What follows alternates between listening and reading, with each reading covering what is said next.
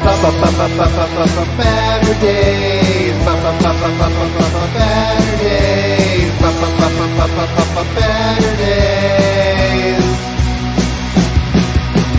I'm the dog and the minister of comics. Talk forever, get right your ergonomics. Taking questions from the chat. With a name like that, you think they talk more about the bat. Baturdays. Baturdays. Baturdays. In the BatCave.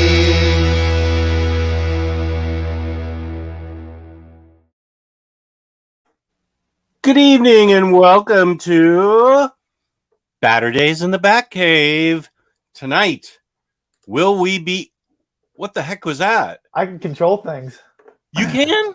Because remember we used this computer when we were here? I can end the broadcast if I want to. Okay, go ahead. All right. See you guys. Good seeing you. I'm just joking. I just noticed that I have all the capabilities that you do.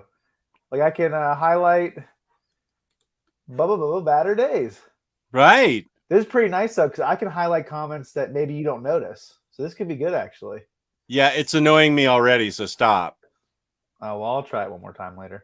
No, you won't. Can you put yourself back in?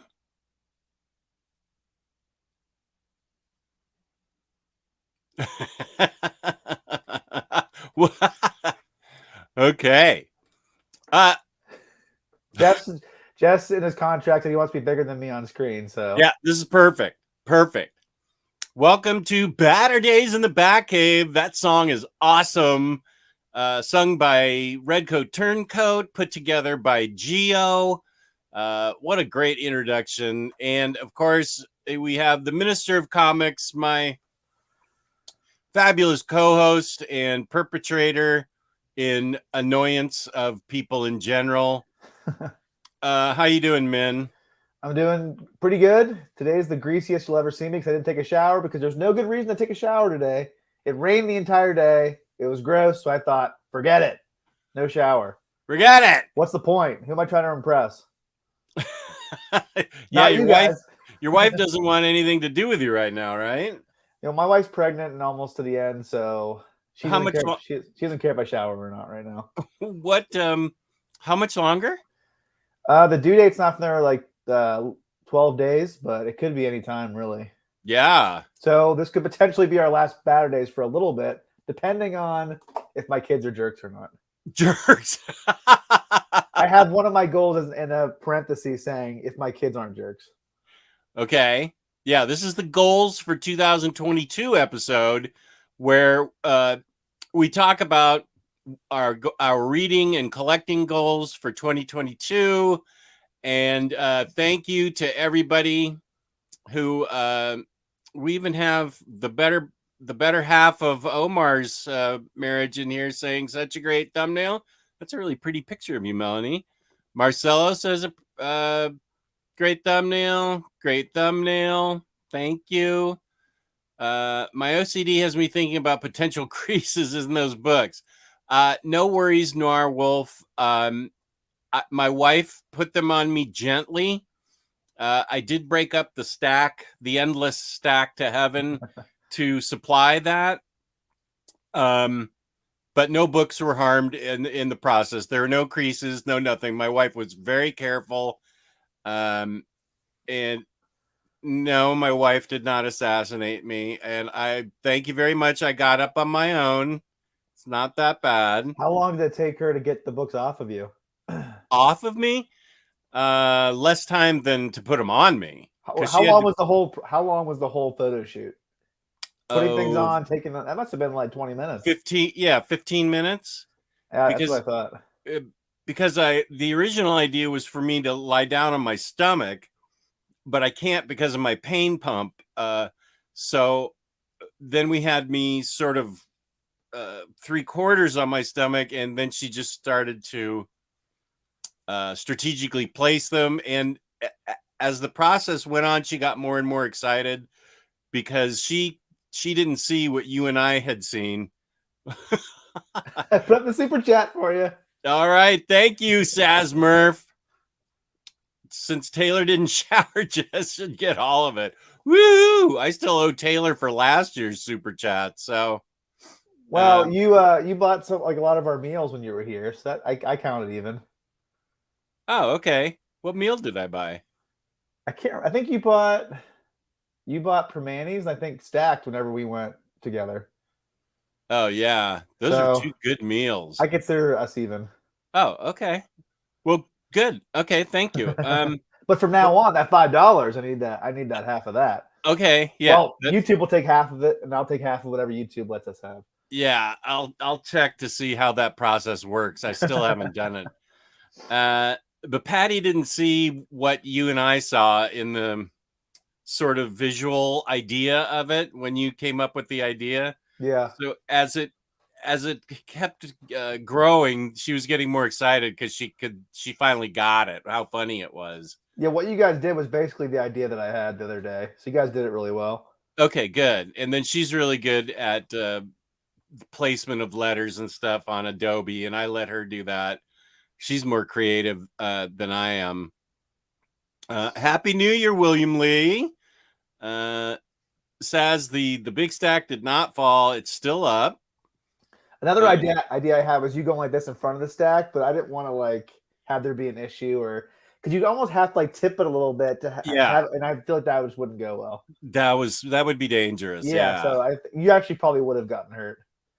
It would have been like CVS all over again, Walgreens all over again, but less women standing there watching you. Just one woman standing there watching you. The books would have gotten creased and everything too. Whoops, what happened? Jess really committed to the thumbnail, but maybe next time it would have been more believable if you weren't holding the Omni in your hand while in pain. But did you see what Omni it was? I specifically was holding up the Cap Brubaker Omni, which is number 1 on my goals list to read. I am going to read it early, and I'm going to get all those Omnis read. That's my goal. I'm going to post on Instagram. I pulled out from the stack the books I really, really want to read first. And so those will be, actually, I'll tell you right now. Where's the photo? What the heck? Come on, I'm always having trouble here. Okay, I'm going to read Justice League Dark, Captain America, Far Sector, Superman and the Authority, the fourth Seven to Eternity, the first Ram v. Catwoman, and Nightwing. Unfortunately, that's not in the stack. I know. That is further along in my goals. All right, good. She Could Fly by Christopher Cantwell. There's 3 trades. And I got a couple other trades by Christopher Cantwell. And then Omnicat got me a Christmas gift, When Stars Are Scattered, and I promised her I'd read that first. Except I read Fantastic Four by Dan Slott, number 1, because you suggested that it might make Zdarsky's Fate of the Four might help with that, but I didn't see a connection between the 2 books at all, quite frankly.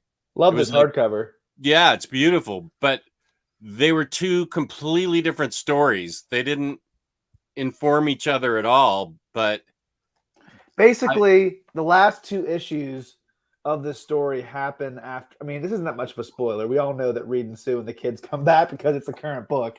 Yeah. So the first 10 issues, the first 10 issues are Johnny and Ben by themselves trying to find Reed and Sue and the kids with the multi-sect, exploring the multiverse. And then all of a sudden in issue 11, they're back. It's like, oh, I didn't know that they were back. And then you realize, oh, this happened in Fantastic Four, and they just assume that you expect that. They assume that you know that, which is fine. But it happens in a completely different way in the Dan Slott book. Well, in this book, I don't want to ruin anything, but you don't really see them come back. You see like a cameo of one of them, and they give you they may be coming back soon. Yeah. And then they come back in Dan Slott's run, and then they're back in Zdarsky's run. So I actually ordered the Dan Slott first hardcover because this got me really excited about reading that. I'm in a very Fantastic Four mood right now. I want to see what happens and how they came back. So that'll be coming in on Monday, and I'll read that as soon as it comes in. Okay. Neither book has anything to do with each other. Just so you know, they're two good books separately, but there's no connection between them that I could see. Well, it's basically this is the next part of the story, in a way. Like, how do you know? You haven't even read it yet, and I have. Well, because they come back, and this is them coming back. This is what happens after they come back. How's that not the next part of the story? but you don't know how they come back. I know. I'm going to find out in Dan Slott's run. I want to know how they came back and what happens after that. I know, and I'm just telling you, it's completely different than what happened in Zdarsky. I know, but chronologically, they're happening around the same time, so it's interesting. I just want to have this era of Fantastic Four collected. Okay, Taylor. I don't think it's outside the realm of understanding to say I want to see how they come back and their further adventures. That's all. I know, and I agree with that, and it's excellent. But it's just odd to me how they are two completely different stories of how the Fantastic Four get back together. That's one of the reasons why the series was ended by Chip Zdarsky, that he didn't want to get in the way of Dan Slott stuff, and they just didn't really want to step at each other's toes. So I think Zdarsky decided to step back and let him go with the rest of the story. So I just think they're happening around the same time. I saw them back in Chip Zdarsky's. Now I want to see how they came back. Okay, well, that you will see. Okay, good. Yeah. And I actually like Slott's book. I don't know what other people think of it, but I found it enjoyable. And my point was that ended up being the first book I read this year because I read it till 2 a.m. this morning. Yeah, I actually read some Dan Slott for my first book this year. It's actually part of my goals later, but I'm actually rereading Superior Spider-Man right now. Ooh. So I just finished the first hardcover, and I'm halfway through the second hardcover because I haven't read that in probably 5 years. So I haven't really read wanted it. to read it again. I think I read it back in floppies, and I don't remember a single thing, but well, I mean, I remember the major thing, but yeah, I should reread. That should be one of my goals. Well, I see a shelf that needs to be tackled because it's beautiful. It's all oversized hardcovers of Marvel, and they're just the red Marvel logo and the white spines, and it looks glorious. So I will get to that shelf later in my goals because that is a shelf that includes Superior Spider-Man. Yeah, so one of my goals, I guess we can kind of go back and forth and interact with the chat as we do it. One of my goals this year is to collect all of Dan Slott's Spider-Man run. Because right now I have the big time in the 4 thick complete collections. I have the 3 Superior Spider-Man hardcovers. I need to collect the rest of it. So I need to get the stupid, well, I might wait for the Spider-Verse Omnibus with Spider-Geddon. Maybe I should get that instead of the stupid hardcover that everybody hates. But a big part of that depends on how big the book actually is, because you know how I am. I don't like huge omnis. Right. So I don't really want to get the Spider-Verse hardcover because I know you have to get sticky notes and figure out like when to read certain parts of the book. I think I may be been mistaken, but I feel like I heard that they were going to put it in a different order. In the Omnibus? In the Omnibus. I'm sure they will. Everybody hated that. Right. Hopefully Omar told David, don't do that again. People would be very mad. Well, at least I don't have Clone Conspiracy. But I heard the Clone Conspiracy did something similar with the order of the book. It's all out of order. But at least in the beginning, they have a table. They tell you what order to read it in. So at least they give you like an idea of what to read when. I don't think the Spider-Verse hardcover does that at all. No, I had to go online.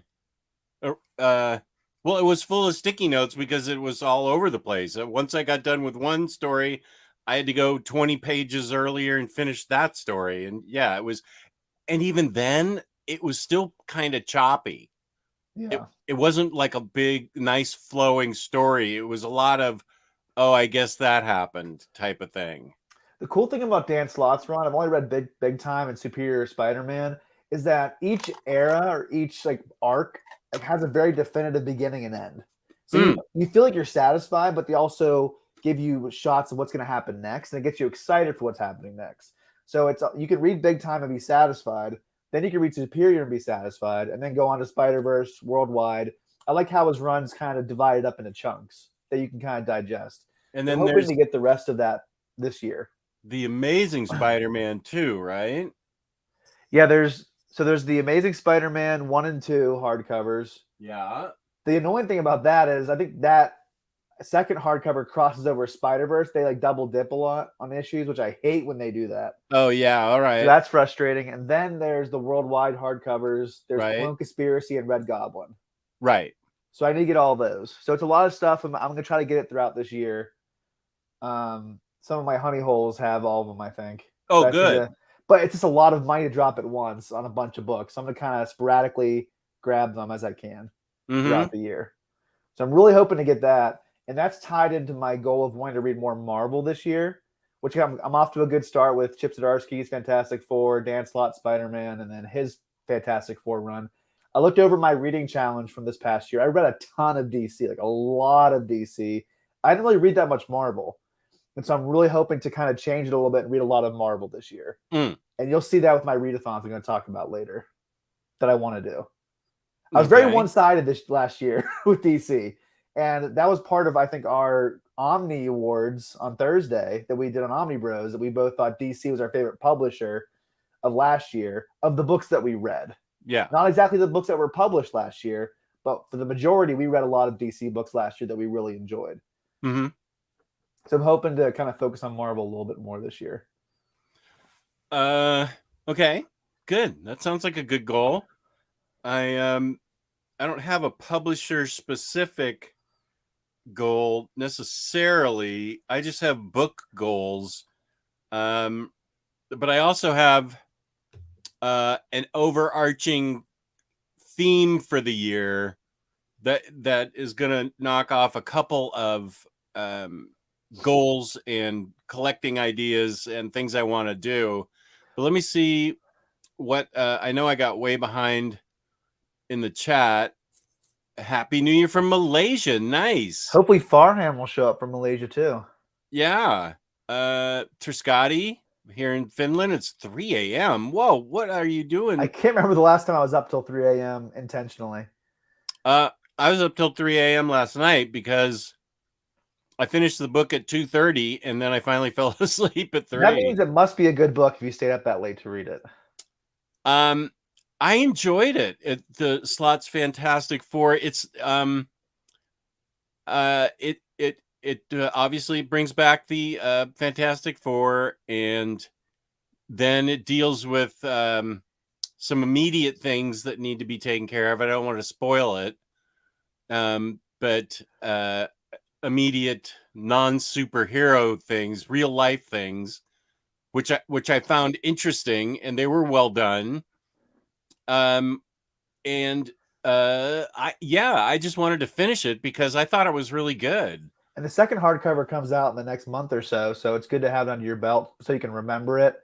And I already know that I like Dan Slott's take on the Fantastic Four because they show up a lot in big time in Spider-Man. I really love his interactions with the Fantastic Four in that book.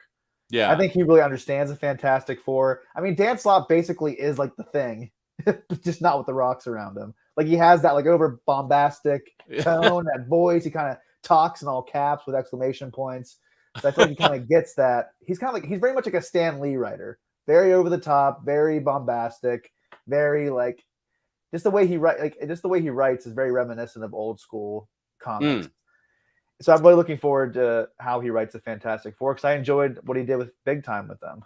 Okay, good. Well, I think you'll enjoy it. I like what he did with the kids. I thought that was very good, very well handled. How he dealt with the kids throughout the whole first hardcover. And I also read Zdarsky's Fantastic Four and X-Men last night. What'd you think of that? I thought it was okay. It was good. I'm glad I didn't buy it. I would never read it again, but it wasn't bad. I just thought nothing really happened that much. Yeah. I thought it was interesting, just the push and pull between the mutant kind and the Fantastic Four family because Franklin is a mutant, so they want to recruit him to Krakoa. And so that was cool because I know a lot about Krakoa because I read the House of X Powers of 10. I don't know which one's the Powers of 10X, whatever it is. So don't make fun of me in the comments. But I thought that was interesting. I just didn't feel like it really went anywhere that was It just didn't feel like there was much of a point to it at the end, I guess. But it was good. I'm glad I read it though. Okay, good. Yeah, I really liked it. So, let's see. Amazing thumbnail. Joe Goose, happy to see you. We got Omnibros got a couple of comments that said more Joe Goose and Taylor on Omnibros. And Jess listened to the Joe Goose feedback, but not the Taylor feedback. So he doesn't want me on Omnibros anymore. What? I was just messing with you. Remember in the chat you said, "Oh, well, maybe we'll have more of Joe, but not Taylor," or something like that. I don't want Taylor to read this or something. I don't remember that at all. I think you might be making that up. Okay. Jess should have mimed the entire thumbnail. Less work that way. I don't understand. Maybe pretend like you're being crushed without there being any books on top of you. I don't know. That doesn't make that fun of a thumbnail, though. Reaper XC, she had a blast taking those pictures of me. And Jesse Saywat asked what kind of shoes I was wearing. These are a famous brand that are famous to other people and not me. I don't know what they are. You can take them off and show the camera. They're super comfortable because I have an issue with my feet because just some things that are going on. So I needed a really expensive, comfortable walking shoes. And I mean, if you really want to know, I'll look at them tonight and let you know. They're way comfortable though. This is a good goal. My goal is to read at least one Omni a month. That's all I can commit to. That is a really good idea. Depending on the size of the Omni, you can do more. But because not all Omnis are created equal lengthwise, you could read Superior Foes of Spider-Man in like 2 days. But then there's something Justice League Dark. Justice League Dark that will take like 2 weeks to read. Yeah. Justice, yeah. It looks like you're partying with that cup. Yeah, what do you think is in here? I don't know. With ice, I don't know. Usually there's beer in those cups, not with ice. Not me. Oh, I know, not you. I'm just saying. Right. Usually those cups, you don't Red Solo cups. Yeah. Beer. Cocktail. You're playing Diet Coke Pong in your basement. I can't imagine chugging Coke. That'll just burn your throat. Yeah. Yes, Joe. The FF stuff is right after Secret Wars. I think is it like 3 or 4 years after Secret Wars? I can't remember. 5, I think. Wow, they really went a long time without the Fantastic Four.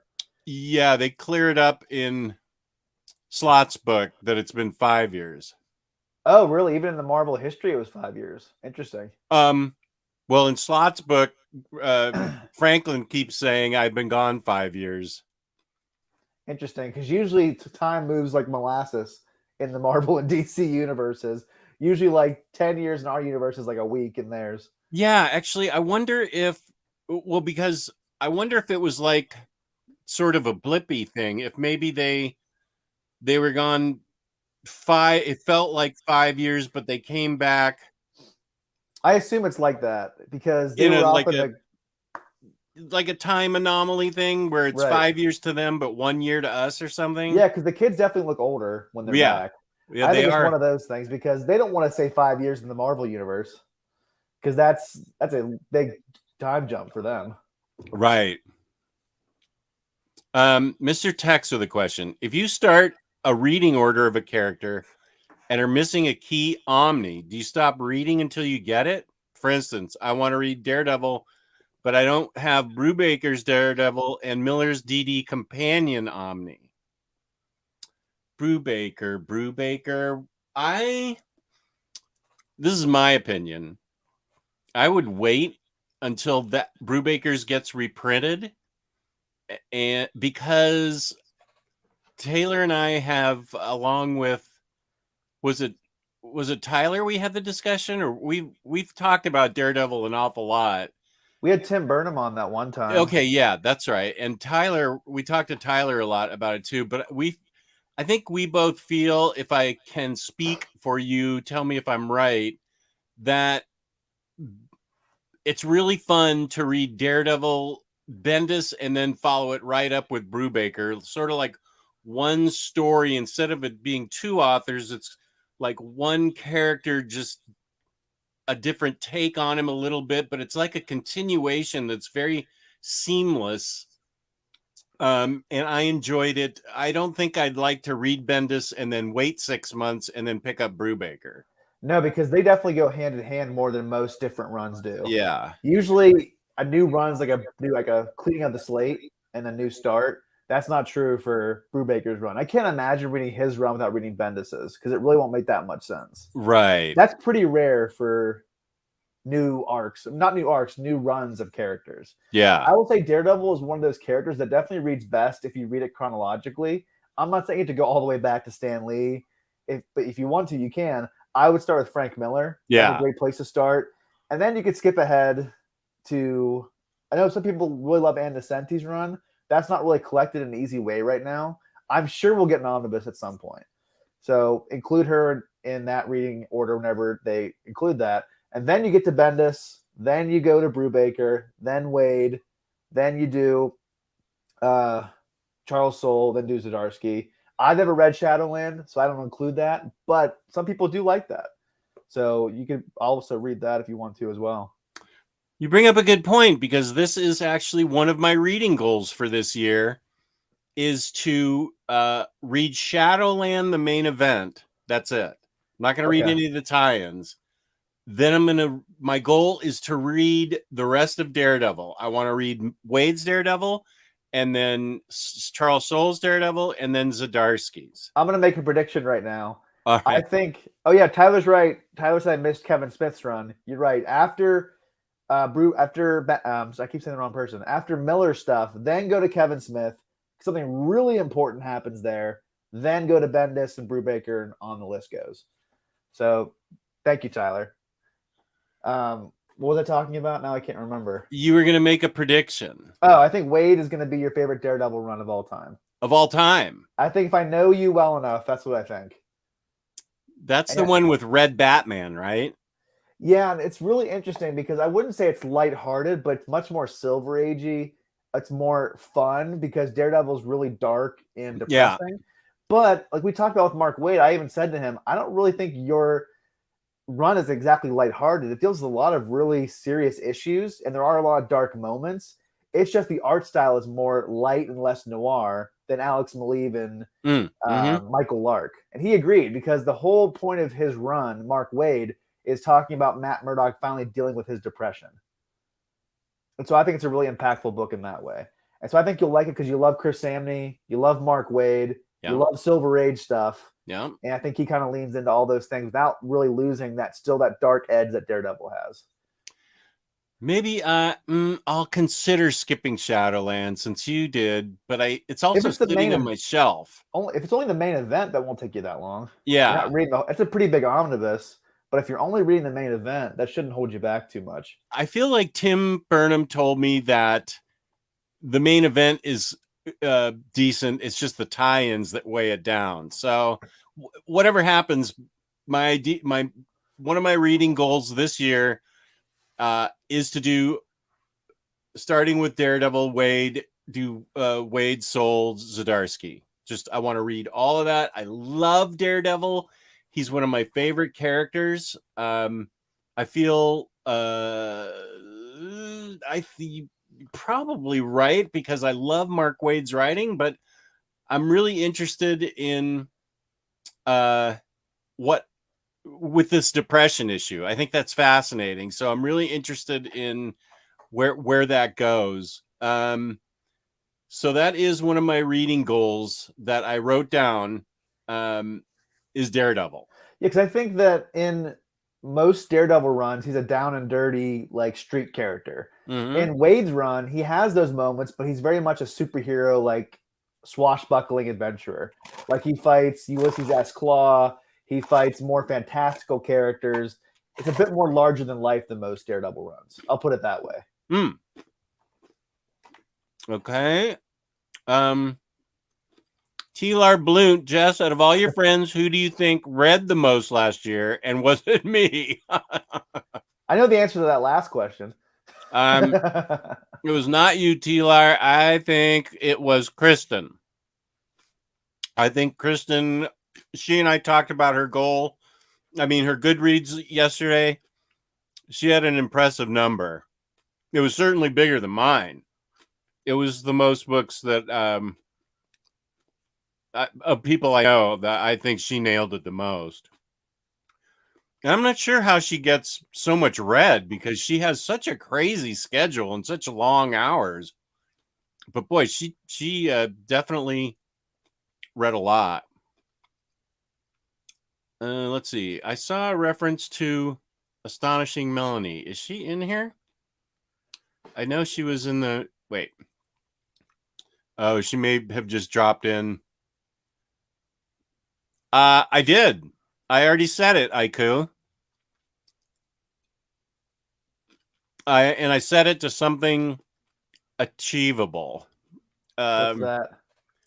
Like 200. Because I think I set it at like last year's at 350 or something crazy. I don't remember. But I never got close to it. And the reason you and Kristen suggested that I do Goodreads anyways, just so I can keep track of my books and not really do the I don't care if I hit the challenge or not. I know that you care a lot about your challenge, and that's fine, and lots of people do, but it's more so that I don't have to have a handwritten on lined paper record of what I read. This Goodreads thing is a great record because it also has the number of stars that I give a book.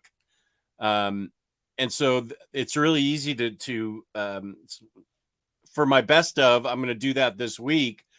I've already got the books mostly picked out, but if I'm going to do any honorable mentions, that's where that's really going to come in handy, that Goodreads app. And I really dig it. That and Hoopla were probably the two best ideas you've given me in our friendship. What's a better idea? Well, that honey hole place and Going that to the milkshake factory. Yeah. I take it back. The milkshake and the honey hole were better ideas. I think Goodreads helps me in a couple different ways. One, it helps me to remember what I've read. Like 2 days ago, I did my top 10 books of the year that I read on my Instagram page, Minister of Comics on Instagram. I don't know if I could have done that if I didn't keep track on Goodreads because I wouldn't remember what I read. And you didn't used to write it down or anything? No, I just read as what I wanted to read. But because I know some people use Goodreads, they don't do challenges, but that just tells you all the books that you've read since you started an account. It won't tell you exactly, break it down year by year. Right. I like how they break it down year by year. For the challenges. And I can even look back. I've looked back at previous years to remember what I've read in the past couple of years. That's really cool to think, oh yeah, I read these books at this time, read at this time. So it's cool to have like a chronology of what you've read. How many years have you been doing it? This past one was my third year doing it. Okay. So I read 260 books, and of that was 28 prose novels and 232 comics, or graphic novels, that is. And this year I'm doing I'm setting the goal at 150. I might change it. The reason it's a lesser number is because I'm having another kid soon. Yeah. And with Sam, when he was born, I read a lot because a lot of downtime when you have a kid just sleeping all the time, kids take naps a lot. But with a toddler running around, it's going to be even more challenging. Oh, yeah. So I'm trying to be more attainable here. Yeah. At 150. So I'm doing it by 100 less than what I did this past year. But you never know. Maybe I'll be able to read more than I think I will. Because I definitely was able to read a lot more than I thought I was going to when he was first born. So we'll see. Yeah. You can always change it, too. You can change it throughout the year. You can increase it or decrease it as you go along. Mm-hmm. So it's not like you're set in stone once you put that number on there. Yeah, I am very interested in watching yours and Tyler's life this coming year. 2022 is going to be very interesting as a bystander watching you guys with newborns. and other kids. I'm very invested in finding out how your lives are impacted and what you tell me, what you tell me and how you're feeling as we go along the way. I think that's going to be fascinating. It's going to be an interesting experiment in the human behavior. Well, the funny thing is that Tyler I don't know when when he's gonna get when the next kid will be born, but it's supposed to be about a month and a half after mine. Right. So hopefully I'll be through the worst of it by the time he gets there, and I can be like, I can relate to him with that and be like, yeah, I was there a little bit ago. You'll make it through, don't worry. But also, his daughter is a lot older than my son. Yeah. So it's probably gonna be a little bit less challenging from that standpoint, where his daughter can kind of take care of herself, play by herself, do a bunch of different stuff. Sam's only 2 and 3 months old, so it's like he's only 2 years, 3 months old when this baby's gonna be born. So he still needs a lot of attention and care. So it's a little bit different. So we'll see. Yeah. I just think it's great that you said what my goals are if my kids aren't jerks. Yeah, if my kids aren't jerks, hopefully I can read more than 150 books. So we'll see. I agree with Phil Duran. Future Foundation was awesome. We're talking about Fantastic Four. Just finished. Phil Duran also said just finished Batman Urban Legends Volume 1 by Zdarsky and Rosenberg. It was so good. Nice.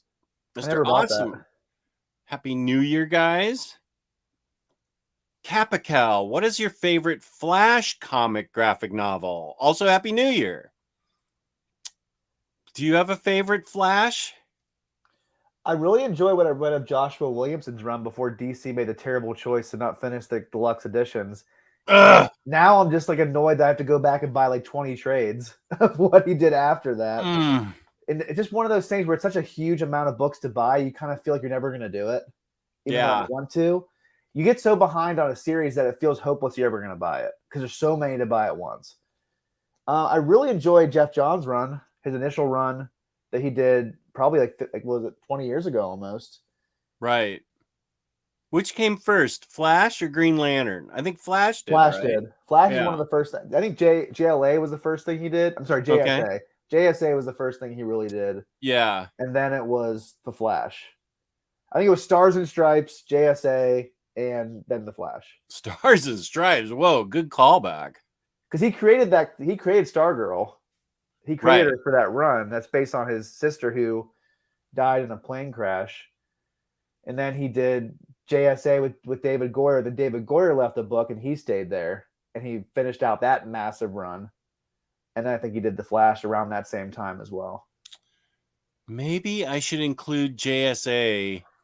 That's a lot of reading for sure. That is. That's 3 huge. I think you should focus on. You already said Captain America, right? Yeah. Okay, I don't want to ruin any goals. I can say it now. Okay, yeah, I think you should probably focus on that first, I think, and see what happens after that. Okay, that's fair. I will. Let me say this: that my main goal is to read all of Brubaker's Cap. I don't want to put it off any longer. I really feel. Oh, and by the way, my favorite Flash comic is. I'm sorry to do this to you, but Silver Age Flash. You love Flash. I think Flashpoint would probably be up there for you. Oh yeah, right? That's true. Flashpoint, I did dig. I'll say your favorite, but it's up there for you, I would think. Yeah. Mr. Tex, you're extremely close on what is in here. Oh, so it's not actually liquid and ice. It's something else. Correct. So I want to read. That's 5 Omnis. The Captain America varying run. size. They're not that huge though. None of them are massive tomes. Right. I think they're all under 1,000 pages, if I remember correctly, or maybe at 1,000 pages. So for an Omni, that's not too big. But still, that's a lot of stuff. Yeah. And I want to get to Justice League Dark sooner rather than later. That's a big Omni. That is a crazy big Omni. So I think I may even want to reset my goals lower because I'm going to try. This is another goal of mine that I have written down in my list is I want to try to read more Omnis this year. I focused a lot last year on thin trades. And I think that I want to try. I mean, I have so many omnis and hardcovers. I really want to focus this year on. You can't read. That was number 6 of my goals. Read more omnis. Oh, okay. So I think somebody else mentioned that earlier too about reading one a month. Yeah.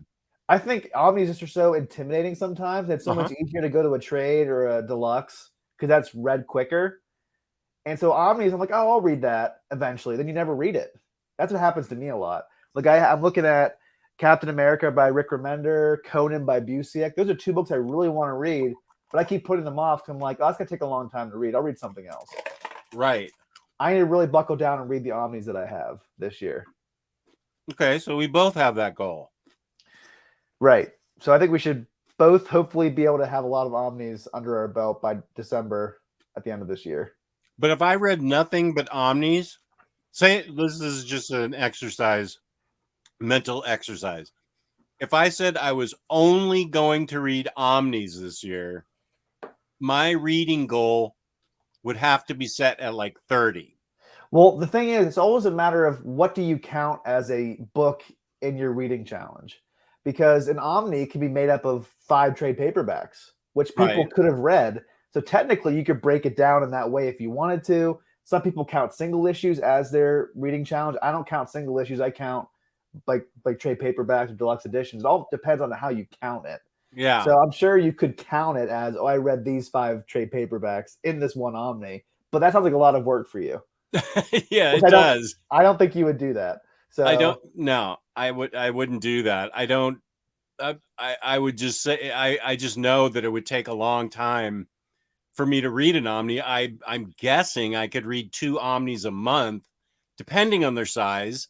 I don't think I could read like Justice League Dark and Books of Magic all in one go. Although I'd love to. I really want to read Books of Magic since the second one's coming out this month. So I don't know. I really want to read more omnis and I don't have a preference. It can be Marvel and it could be DC. I just want to get those omnis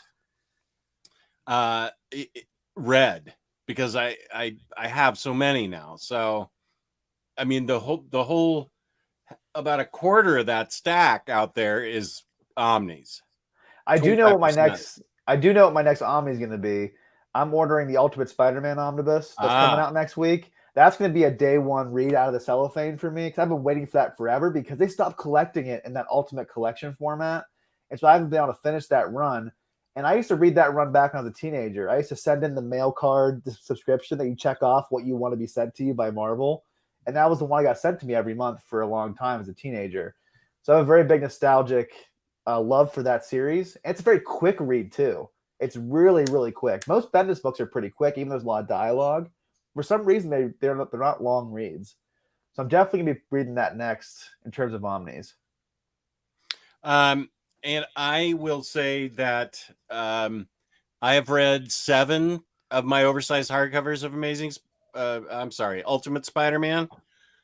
I love that book. I love that series. I can see why you're excited because it's when you say it's a fresh take on something, this is a fresh take on something. Venom is so different than our world Venom or 616 Venom. It was just really creative how differently he went after some of these different storylines and changed them. And I wasn't reading comics during that time for Marvel. I think I was still reading mostly DC. So I don't think until right now, I didn't really appreciate what a license to do whatever he wanted, how exciting that must have been to do all that different kind of stuff in the Ultimate Universe. That was really a license to be super creative and make all kinds of different iterations of characters. So he must have been really excited. And people, I assume they were excited. I feel like Ultimate Spider-Man got a good reception. But I am definitely not selling those oversized hardcovers for the omnibus because I had to track those down. I would prefer those to the Omni, so I wouldn't sell them either if I were you. Because I like deluxes better. And so if I were you, I would just stay with what you have. And again, I definitely relate to that's how I feel about my Paul Dini books for Batman. I didn't buy the omnibus because I spent a lot of time tracking those books down, and other fans sent them to me for free. Yeah. So I don't want to give those away or sell those or take them to half-price books. There's some books that have sentimental value because you worked hard to get them. Yeah. And so when a new omnibus is solicited, you're like, crap, I really want the omnibus, but I don't want to get rid of that. But I'm also excited that the second omnibus has already been solicited. So that's for really Ultimate Spider-Man. Yes, that gives me hope they'll continue with it. So that's really awesome to hear. I'm guessing it'll be like 5 Omnis or maybe 4. I don't know. There's 10 of those deluxes, right? 12. Oh, there's 12. So maybe it could be more. And then do you have the Death of Spider-Man Omnibus? Oh, that's a spoiler. Oh my gosh. It's in the title. It's in the title. I'm not going to feel bad about that. No, Lou actually got jammed up by somebody one time for that. And we've been laughing about that for like 5 years. That'd be like saying, oh, Spider-Man Into the Spider-Verse. Oh, spoiler. I didn't know there was a Spider-Verse.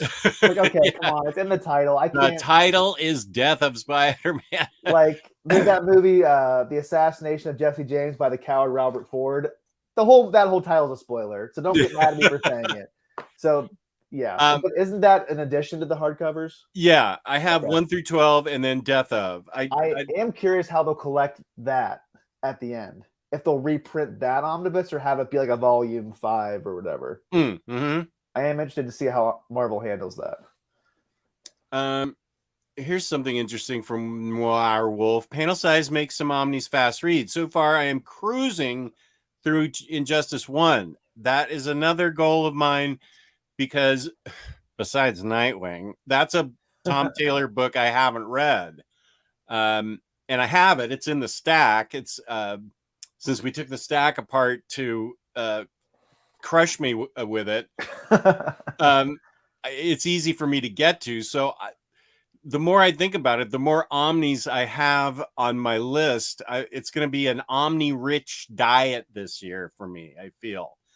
I really want to make that happen because, as Taylor said, some of the sizes of these things can be really intimidating. And you look at it and just go, oh, I'll just read Black Cat #1 trade paperback instead. So yeah, Injustice I want to read. Oh, Stanley, I can't stay. I just popped on to say Happy New Year's. Jess is the best, and Taylor smells. Taylor smells. Jingle bells, Taylor smells. I thought it was Batman smells. I'd be offended if I didn't mention I didn't shower earlier. Otherwise. Oh, that's what he was saying. I did help you out, Stanley, with sending Tyler those pictures you wanted me to send him. So you should be nice to me if you want me to continue doing such things in the future. Oh. Wait, what's happening here?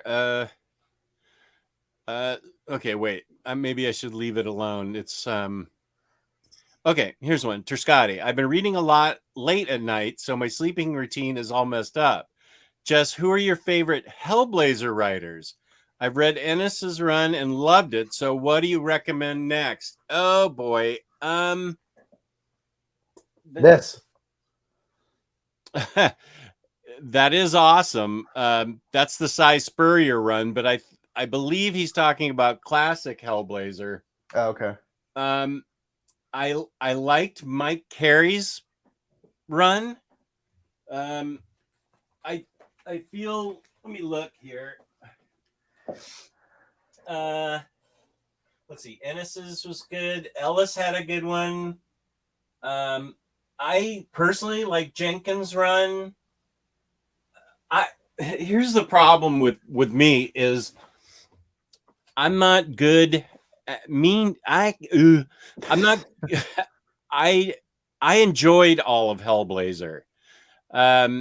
there are people out there, a lot of people, almost everyone but me says I like this writer's run, didn't like this writer's run, because I've read all 300 issues.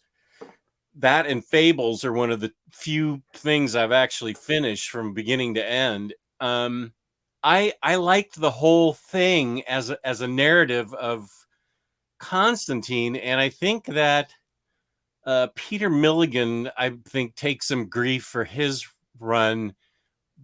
I never noticed any dip in quality. Of course, I was reading it in floppies the whole time, and then I switched to collecting it in trades. But I liked the whole run as a whole, so I can't say who I didn't like. I just liked the whole thing, and I don't mean to be wishy-washy, but that's really just how I feel. If I were you, I would just read the next thing after Ennis. Just whatever. If you read the Ennis Omnibus, I think after that comes Jenkins. Yeah, Jenkins run.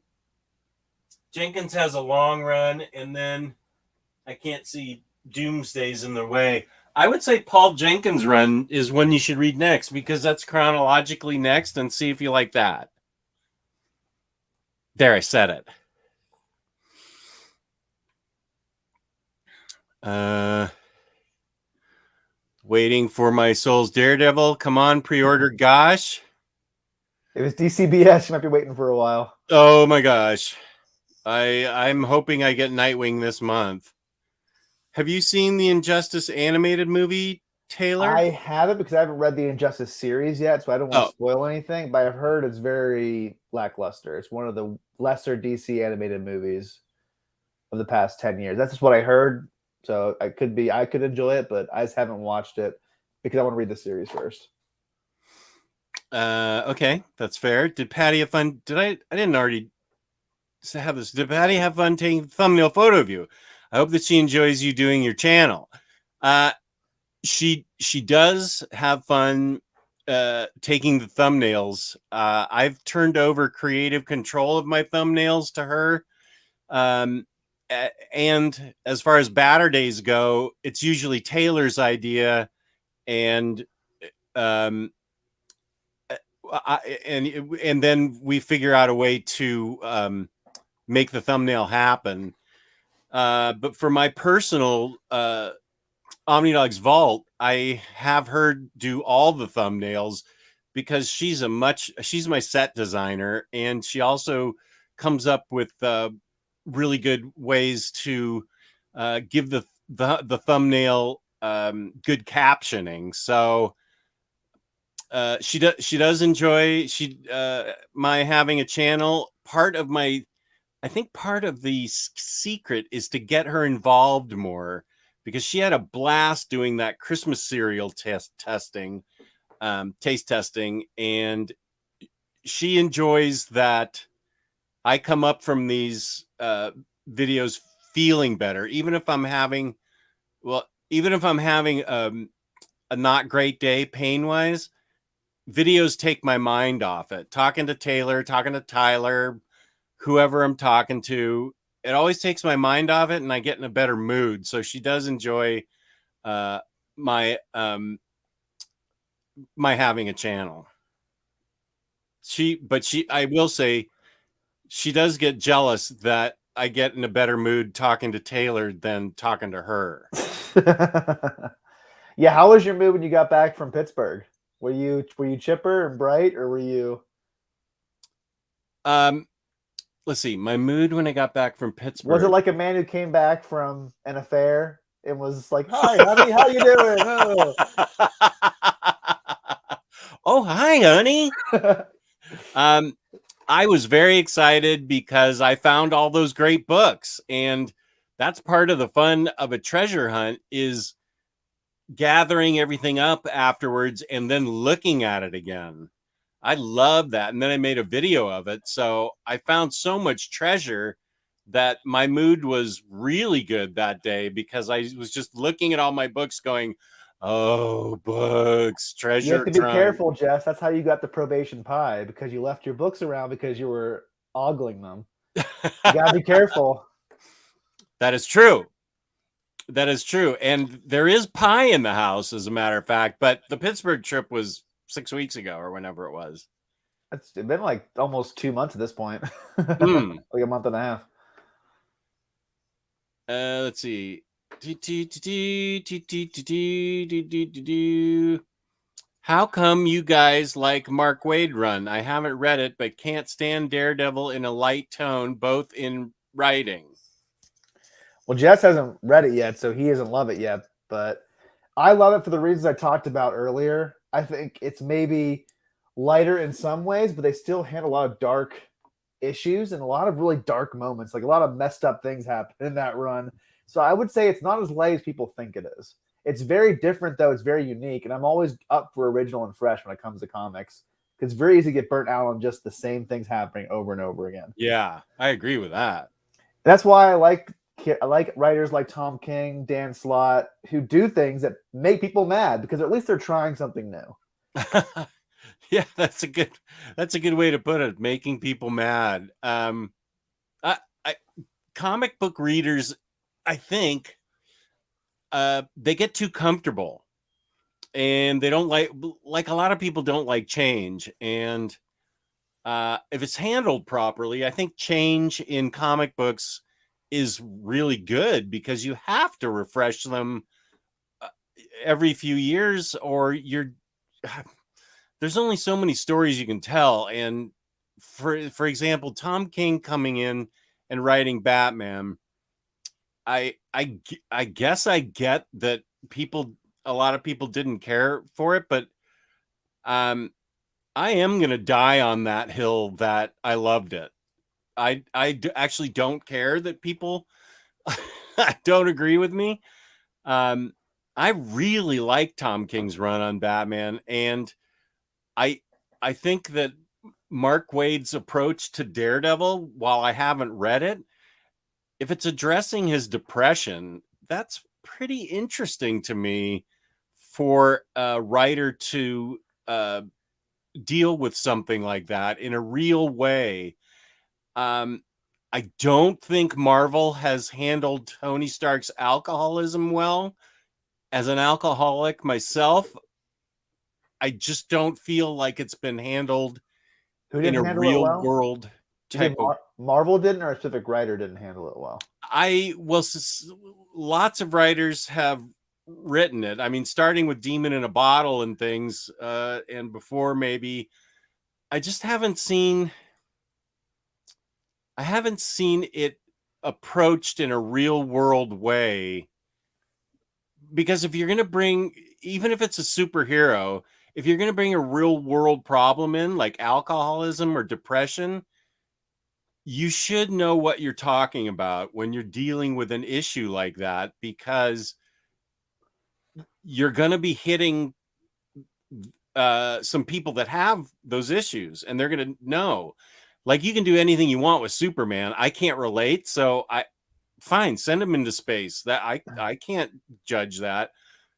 Somebody's an alcoholic, I know what that is about. And so I just don't think Marvel has done a good job of addressing it and his impact, and the impact it really has on a person. I don't know. I could talk for an hour about that, so I shouldn't bring the chat down on something Well, like that. I don't think you have to experience those things. You do your research. So if you're gonna do it, Right. do your research. Talk to people who have experienced it. I'm not an alcoholic, but sometimes when you watch certain movies, things ring false, even as someone who's not an alcoholic. Or same with those who are addicted to drugs or have other issues. So even some of these things can ring false to those who don't struggle with it. I know Right. one book that I read in prose form and then comic form is 8 Million Ways to Die by Lawrence Block. And Lawrence Block he is an alcoholic, and his main character, Matthew Scudder's an alcoholic, and it just felt real. Yeah. It felt like he had been to those meetings, he had these thoughts himself, and the ending of that book, 8 Million Ways to Die, is so powerful. Even as someone who's not an alcoholic, it was just such a powerful ending to that arc for him. Yeah, you and I read that together, and I 100% agree with you. That's the way you handle it. I mean, I didn't mean to suggest that only an alcoholic can write about an alcoholic. I didn't mean to suggest that. I was just saying that you're right. If you're going to talk about those things, if you don't struggle with them, at least do your research. Yeah, because because these are issues that people can really relate to. Things like depression.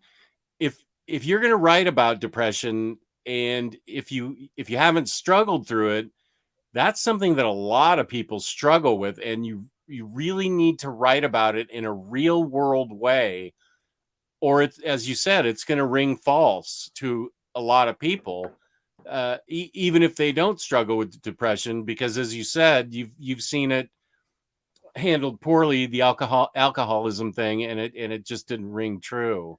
Well, because the thing is, even if you aren't an alcoholic's journey can still bring you some inspiration or help you to understand some things about yourself, because we're all addicted to something, whether it's, food, alcohol, Comic books. It could be success and achievement.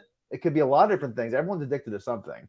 So we can all relate to that need for something, even though it may not be the same something that person wants. Right. And so I think those stories can still really help those who don't struggle with that particular addiction. Okay. But yes, we are addicted to comics. Yes. We're very weak. We are. Now I'm addicted to figures. Thanks. And Tyler's addicted to hot toys. I'm just waiting for that Fantastic Four Human Torch to get in. I'll have the whole Fantastic Four on my shelf. Nice. And then you'll almost be a collector. Oh gosh, shut up. that thing figure is great PPP, as Tyler would call it. Great price per plastic. That's a great figure. Yeah. I do wish that they would get outside of the box with Mr. Fantastic. Stop doing the stretchy fingers and do stretchy arms. It's like, okay. Of all the things that Mr. Fantastic can do, him stretching his fingers is the least interesting to me. Like him having weird looking, or at least having his neck, maybe like a different head swap where his neck goes up, or something. I don't know, something a little bit different than just stretchy fingers. The one from Walgreens, he has stretchy arms. He used to be here on my mic stand. But the past two they've done have been this. Right. Yeah, but the Walgreens one, he did have stretchy arms. I guess I'm talking as a recent collector who's not. Yeah. And Tyler has something to say. I don't. Uh-oh, wait. Oh. I was able to put it up. Good. He only has one that his good friend convinced him to get. And we'll not talk about which good friend that is. Yeah, he tries to, first of all, Jess is a jerk because he got you into Mezco's too. So I got you on Mezco's and Hot Toys, but you got me into Mafex. So actually, we are all winners except for you, because I taught that there are so many great Spider-Man Hot Toys to get. And you don't have just one. You already ordered miles. Like we talked about the other day, you may not have Nightwing, but you own it. Tyler may not have these, but he owns them. Right. I own Nightwing, but yeah, it's in the warehouse at DCBS. Oh my gosh, I'm so far behind on good heavens. We have a lot of people we have 84 people in the chat and only 20 some likes. So let's get some more likes up here. Yeah. Let's get some likes going.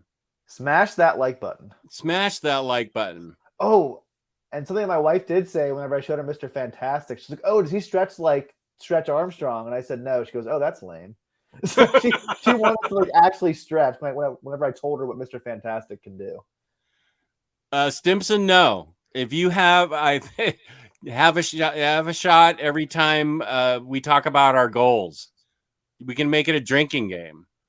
Remco says Tom King handled depression and PTSD really well in Mr. Miracle. That's my favorite book from him by far. Yeah. I love most of his books, and that's definitely my favorite. Do you think that a superhero comic is the best way to address the problem of alcoholism? No, I don't. But if you're going to address it in a real world way. I think a superhero comic can address any topic. It's just how you handle it. Look at the Watchmen TV show.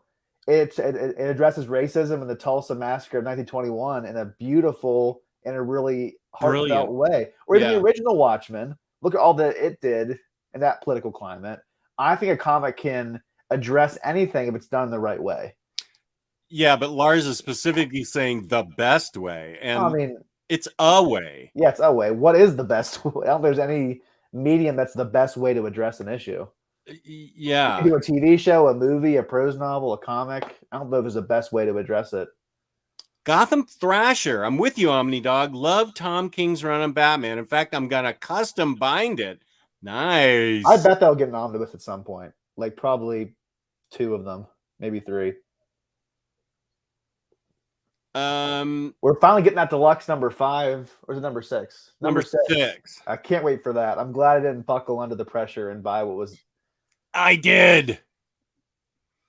Asif asks, how's the story in Daredevil Epic Collection, Dead Man's Hand? I've never read it. I've never read it either. If somebody in the chat could let Asif know how the story Dead Man's Hand is. I love Daredevil. I've read a lot of Daredevil, but I'm no means an expert like Nerd in the Note Tim Burnham. He has a website where he tracks all these different Daredevil stuff. So if you want to read more about Daredevil or hear someone's opinion, he's definitely someone to communicate with. Happy New Year. What do you think about the Miracle Man Omnibus? I am excited. I have all of the Eclipse books. I have the 3 Alan Moore Eclipse trade paperbacks, and then I have the 4th one called The Golden Age, I think, by Neil Gaiman that never got finished. So I think it's great that everybody should be reading Miracle Man by Alan Moore. I loved it. That's when I was first getting back into comics.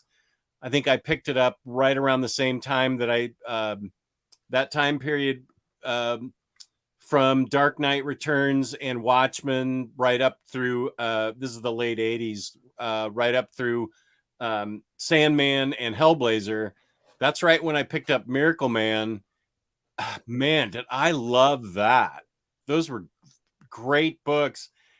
And I'm pretty sure, I know the Eclipse books have been out of print, but Marvel got the copyright to it or whatever, the rights to it. And I guess they reprinted it. But as long as they, I hope they clean up the scans, because my Eclipse books, the artwork looks like it's been Xeroxed onto the paper. It's not clean at all. The Holiday Inn paper, it looked like it was Xerox onto a Holiday Inn notepad. Yeah, big Holiday Inn binder paper. Happy 22, Justin Taylor. Today was my family's first superhero day, a day we all dress up as superheroes, watch superhero cartoons all day, and eat soup for dinner. How did I think of this idea? This is the best idea ever. This is the greatest thing ever. The only way it can be better is if you have the Super Bowl at the end, because that's like a whole soup thing. And eat soup for dinner. Wow. I want to do that. How did you not think of that? That sounds like a Taylor thing completely. Do you think your wife would dress up as a superhero? I'm not sure about that one. Okay. Depends what the superhero was. That sounds really fun, Ben. I'm just amazed at that. That should be a national holiday. Yeah. Yeah, no omnibus were injured during the taking this photo. She was very careful. Omnidog's fault. What about him starting from the beginning with Jamie Delano's run? I think that's still some of the best Hellblazer and features some of the best artwork in the entire run. I agree 100%, next to Maginot. I personally would tell somebody to start at the very beginning and then just go read the whole thing. What is it? I don't know. Is it 25 paperbacks or something? But I still feel like that's some of my favorite comics ever, is that Hellblazer run. Yeah, that's a good idea. I mean, you could start from the beginning. I like Delano's run a lot, and I'm sure I'm mispronouncing it. Maybe it's Delano. I'm sure next Imaginaut will give us a phonetical way to pronounce the name. T-Lar Blunt, the last book I read in 2021 was Batman Fortnite. I might have made a mistake in not playing that very well. I'll give Tyler suggestions, but he's never once taken a suggestion of mine in terms of reading. Never once. Justice is massive, but very quick reads. You can easily read both Omnis in a weekend. Okay. Good. And Lars is saying Brian Azzarello. Yep, that was good. I like that too for Hellblazer. I'm just trying to catch up here. I agree. Tom King's Batman run was a great ride. The only part I didn't like was the nightmare storyline. It went on too long. Comic Bound. How's it going, buddy? Wade's DD is awesome. Nothing wrong with changing things up a bit if it's still true to the character, which totally is. It's just an incredibly fun series, but still has dark moments. I agree. Let's see. What's another one of you? I was talking about reading suggestions. That's, you know what? That's a great comment because it pisses both of us off with just one comment. You've been reading suggestions and don't even get that off of there. Let's give no more airtime to Tyler. Yeah, no, forget it. Forget it. Unless it's a nice comment. Yeah. If you compliment us, Tyler, we'll put it up. He has one in his house. You just went against our mandate. Oh, sorry. Well, okay. Yeah, you're right. I'm sorry. It has to be a compliment. Can't wait for Batman No Man Land Omni arriving soon. Did you order that or you have the trades? I'm not a big fan of that, to be honest. Of that run? The 90s art is just too painful for me. Okay. And I tried reading the first couple trades and it just wasn't for me personally. Comics, here's John Anderson. Comics are an escape for me, and seeing how characters overcome struggles can inspire me. If done poorly, it can be almost insulting. And Crazed Cassowary says, John Anderson, well said. Comics can address human struggles just as well or poorly as any other medium. Nice. That is true. And Stimson J. Cat is into a drinking game, so it's fine with me. Let's go with your next goal, Taylor, and he can take a shot. All right. So my next goal is be even more selective about what I buy. And under that, I said buy for what I'll reread and want to pass on to my kids. Like, is this a superhero comic I would love for my son to read someday? If I'm not excited about it, why would I want to give it to him? And so being more selective, one, just for financial reasons, and second, just for space issues. Like I still have some room to grow. It's not as dire as your situation, but I have to make some smart purchases going forward. And so really eliminating blind buys, unless it's a writer I love, like Tom Taylor, I'm just going to buy everything he does. Same with Ed Brubaker. But I really have to eliminate blind buys unless I know I really enjoy the creator. So I really want to be way more selective about what I buy. I'm assuming that'll be part of your goal as well this year. Let's make Stimson J. Cat take another shot because it is one of my goals. Let's see. There it is. See if I can only buy OHCs and Omnis. No more trade paperbacks. More digital, including Hoopla. I need to be really selective because I have been given a 3-year mandate. Stay of execution for 3 years. Yeah. I think I can stretch it into 4 before we move into a condo. Oh, hey, Patty. Who's behind you? So I think I can stretch it into 4. So let's see, 2022, 23, 24, 25, end of 25. So I can't add too much, and I need to be selling as well. If it was up to you totally, would you die in that house and die in that basement? Or would you eventually reach a point where you're like, it's time for me to leave this house?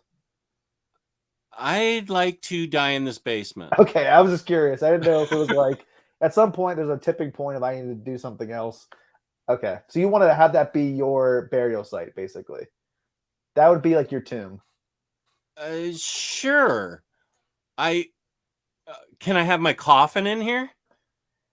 I think they could just preserve your body and just keep you in that chair, and have like you put 2 action figures in your hand, like you're posing them, and like an omnibus right in front of you on the table, and people could come and see it like it's a museum. Oh my gosh, I could be behind glass to preserve me. Yeah. Or yeah, that could be the case, and they can have like a wax like figure of you, like in those wax museums. That's Yeah, exactly. What would my pose be in wax? Crushed by books? No, what's like the thing you do the most? I guess it'd be in that chair. That'd be a good thing for you to do. In that chair, Just sitting here in the chair. with 2 action figures in hand and an omnibus in front of you. I like it. That could be the way to go. Yeah. Okay. I dig it. So if we present this to Patty, maybe she'll decide not to move ever. Maybe. If we present it that way to Patty, she's going to want to move in a month. She'll want to move away from you. Yeah. If we She's present like, that you idea." keep the basement. I'm moving to Arizona to be with my sisters. Sergio, hello guys. Are you excited for Justice League by Scott Snyder Volume 3? Is that the last one? I think both feel the same way about this series, it seems like. Yeah, I'm excited for it. I mean, I've already started reading it digitally. The only reason I'm really excited to read it is to be done with it and get to death metal. I think by the time we cover death metal, people will have forgotten about it totally. We are so far behind on the death metal thing. We were on top of metal, but death metal, I feel like they threw a bunch of things in front of us, more obstacles. There's Villain of the Year that you need to read at a certain point in Justice Which I League 2. refuse to read. I refuse to buy something else to read death metal. I'm not going to do it. Right. And I don't blame you a bit. That's the smart thing to do. But I am determined to get to death metal this year, not necessarily for review purposes, but just so I can get done with it and be up to date with all of DC, and then read Future State and Infinite Frontiers and just be all caught up with that. Yeah, I've read the first hardcover twice, and I just, for some reason, it's not bad. It's just kind of there for me. Like, the art is fantastic, but the story, I feel like Snyder's just throwing the kitchen sink at it. There's just so much going on. There's like too much made up scientific mumbo jumbo. I don't know what it is. I feel like Snyder just hasn't been as good as he used to be. That's just my opinion. He's not bad. He's still good, but he just really peaked early in his career. I feel like he's just never been able to attain that again. And so that part's a little bit frustrating for me, because I know he's capable of a lot more. That's just how I feel. I'm sure Jess feels a little bit differently than I do. Moni, Happy New Year, guys. What's a good starting point for Hawkman? I have 2 suggestions for that. I would read Jeff Johns' Hawkman.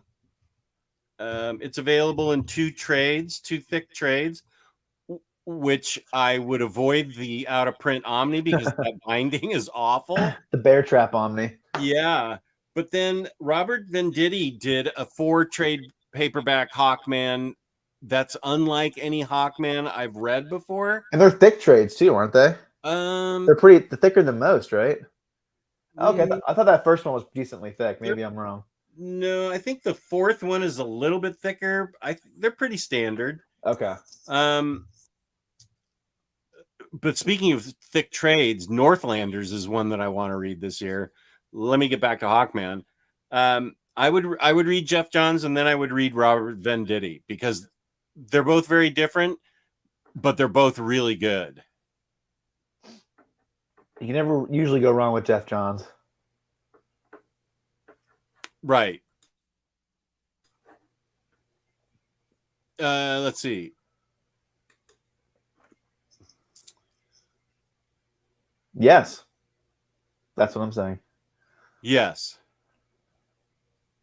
For example, what did you think of the hard drug issues that O'Neill and Adams did in Green Lantern, Green Arrow?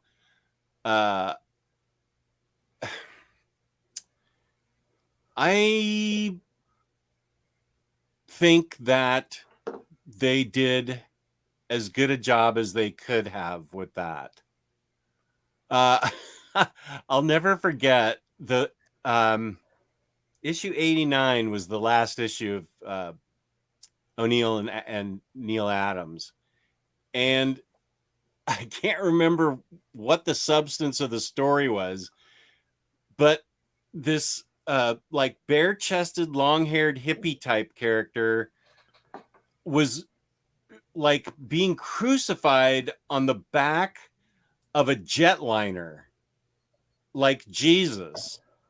And I can't remember what the story was about, but I brought that comic book out of the drugstore where I got it from the spinner rack, and my mother was not pleased at that cover. She was horrified that someone would do that. And I'm like, well, I think there's a story in here that justifies the cover. And she was like, I don't think anything could justify that cover. What are you reading? And It's like Godspell, Mom. I don't know if Godspell existed back then or not. Mr. Tex, Jess, do you have a copy of Harley and Poison Ivy Meet Betty and Veronica trade paperback? I have that right here. And I also have Red Sonja and Vampirella Meet Betty and Veronica. And Betty and Veronica by Adam Hughes. And Harley Quinn and the Gotham Girls. I loved Harley and Ivy Meet Betty and Veronica. That was fun. Crashline, 80 watches and only 40 likes, though? Crazy. Hey, Jess, I'm late to the show. Do you guys have a sponsor tonight? Our sponsor is the bourbon that Stimson J. Cat is taking a shot of every time we talk about our goals. Our sponsor is the next person who gives us a super chat, and we'll hype that person up and give you a great commercial if you give us a super chat. I like the way you think. That'll 100%. be our. If you want to be our sponsor for the show, yeah, that's how you do it. Well, it can't be $1. You should put like, if you want to sponsor the show, what's the amount that we're going to promote a guy for or a gal? At least $5. Wow, you're cheap. Just to begin with, just the first taste. The first taste is free, Jess. Okay. The first taste is $5 instead of free. Okay, we will promote whoever super chats us. How about this? The length of our promotion depends on the amount you give. Ah, now that's a good way to think. There you go. Like a $20 super chat will get huge amount of promotion. If it was more than that, we'd act like we're at your funeral giving you the best eulogy you've ever heard. So if you want us to wax poetic about you, can give us a good super chat. Okay, Stimson, do you think you would have enjoyed it as much if you had close friends or family with those problems, or do stories just hit harder when you personally go through the problem? Well, my issue was with, the way the whole thing started was I was talking about Marvel's treatment of Tony Stark's alcoholism. It doesn't bother me. I'm not really sure or do stories just hit harder when you personally go through the problems? I think everyone can relate to those kind of stories in their own way. Taylor may not get the impact I do from an alcoholism story the way if it's really well written, but I think he would get the takeaway from the story that if it's well written, both Taylor and I would get the takeaway that the author wanted us to get from the story. Am I saying that right? Do you think, Taylor? Yeah, I think that I've heard one author say it in a way that really impacted me several years ago, where he said that a lot of people think that reading is a very selfish thing to do, but it's actually a very unselfish thing to do because you're putting yourself in somebody else's perspective for a while, and you're seeing the world from their perspective. And so it's a way to be able to get outside of yourself and see the world from other people's eyes. So I think comics can really drive empathy. It can really drive you to be more understanding and to be a better learner. if you read and interact with the world in that way. Oh, Crashline, our first sponsor. Uh-oh, it's in Canadian. Wait, let's see how much that is in. Oh, that's 32 cents in American dollars. I don't think it's that low. Crashline, no, it's not. It's Crashline is our first sponsor. Crashline's a great guy, as a matter of fact. He left somewhere in a comment on one of my videos. Oh, and he even has a nice thing to say here. He left a very sincere message for me that I really appreciated. Sometimes, you and I, Taylor, we'll have fun talking, but we don't know if we're making an impact on anybody and helping anybody pick a comic book that they'll like. And it means a lot to me when a viewer tells me that we're making a difference, and Crashline did. So I really appreciate Crashline being our first sponsor for the evening. Thank you, Crashline. And that was our $10 sponsor commercial. Yeah, and for $10 Canadian dollars, I think we can talk about them a little bit more. But Comic Bound, that would get you 0. As a matter of fact, that'll get you banned from the show. Yeah. Try and spend SSD points here, then you owe us more money. I always say the SSD points are like points in Whose Line It Anyway. They don't matter. They don't matter for anything. Lars just watched the first season of Harley Quinn, and it was brilliant. Yes, it is. The second is just as good. And hopefully the third will be just as good. When that comes I out think eventually. it is. I think I have a good feeling about it. What I'm kind of bummed about is that the comic book that is based on the animated show, I didn't find it nearly as good. I mean, not even 10% as good. I disliked it. I aggressively disliked it. It was Drek. It was Dross. It was no good. It bugged you. What was that for again? Bramble. Bramble. I feel like those tie-ins to shows and movies are never very good with comics. In my opinion, they can be, but rarely are they very good. Well, they usually give them to a bottom of the barrel writer and artist. Typically, they're not going to give that usually to Ed Brubaker, to Greg Rucka. It's usually like Steve, who cares, down there at the bottom of the line. So I don't usually give those much time. Oh, here's a good one. Wolf, I think let's talk about the Omni we're most excited for. I'm most excited for this year's The Question. Also looking forward to that third Swamp Thing Absolute. What Omni are you, or collected edition? Let's not limit it to Omnis. For Omnis, I would say the Ultimate Spider-Man Omnis. I'm really excited to finally get that series in my collection in a collected edition format. I would say my most wanted collected edition is the Parker Martini edition Last Call. I've been waiting for that forever. And it keeps getting pushed back. We were supposed to have it like 6 months ago. Yeah. And so it's keep getting pushed back. So I'm hoping that we'll get it in May when it's solicited. I'm really hoping they'll push it back again because I really want to read the rest of that series. The only thing that's going to excite me now, Noir Wolf, is an announcement for a unbelievable Gwenpool Omni. I'm on the campaign to influence people who have influence within the Marvel influence world to get us a Gwenpool Omni. And I want Kristen to be consulted for the spine because she has a great idea for spine design. So that's what will get me excited. Gwenpool or bust. Do you have any other goals you wanted to share, Jess? Oh yeah, we need to give Stimson another shot. Finish Spider-Man 2099. Is that getting an Omni? Or not as of yet, I don't think. Okay. I read the first book. I have several Spider-Man 2099 books. And I would like to read all of Spider-Man 2099. I find that character to be Very interesting, and I really want to know more about them. And I want to read on Marvel Unlimited Doom 2099. I think Warren Ellis wrote that. And I've never read it.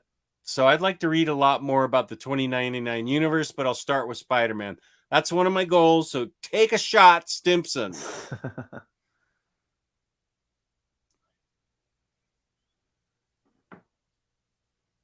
Oh, Yeah. thank you, Prisco. I appreciate that. You're a good guy, and I really appreciate all the correspondence we've had. It means a lot to me. Hayden, sorry, Miss Mother, I just woke up, but hope you're both doing awesome. You just woke up. It's like 3 a.m. over there. Isn't it 3 a.m. there? Shouldn't you be going to bed right now? Or still be in bed? Oh, yeah. Highland G, I enjoy hearing both your thoughts on comics, especially when they contrast my own. That's when they add the most to my reading experience, as it makes me rethink and consider things I may have missed. That's awesome. Thank you. That's really good. I really appreciate that. Mr. Tex, is the Harley comic book under the DC Black Label? That could be the issue why you dislike it. I don't have an issue with Black Label. This Harley Quinn is awesome, and it was Black Label. So is Harleen. Harleen, Joker, Harley. So I don't have an issue with that. I think it's more that it was poor writing. They didn't act anything like the animated series. If I wouldn't recommend that book to anybody, because Harley is over the top obnoxious, and Poison Ivy is just, you can't get she's like the quippy, cool chick in the show, and Harley's more impulsive, and that's sort of their dynamic. But that doesn't come across in the comic book at all, and I just didn't dig it. I apologize to no one. Per usual. Oh, this is a good one. That Iron Fist Expanded is probably your favorite, right, Jess? I am interested very much in getting that Iron Fist expanded edition, Dean. You're right. Are you going to read the Iron Fists book you got while you were here this year? Yes, I am. That is very thin and readable. And that was the book I was most excited to find. Yeah, you were really excited about that. This is for you, Taylor. Were you hoping me to read it? Yeah, go ahead. It's for you. I don't know if I want to read some of those words. I think the last one's made up. Apothegm? Apothegm. I've never heard that word. I'm gonna bet that Next Imagine Up misspelled that. It's a real word, but I think he misspelled it. Having G and M like that together at the end is making me. Yeah, that's like a Latverian word with the G and an M next to it. What word did you really mean there, Next Imagine Up?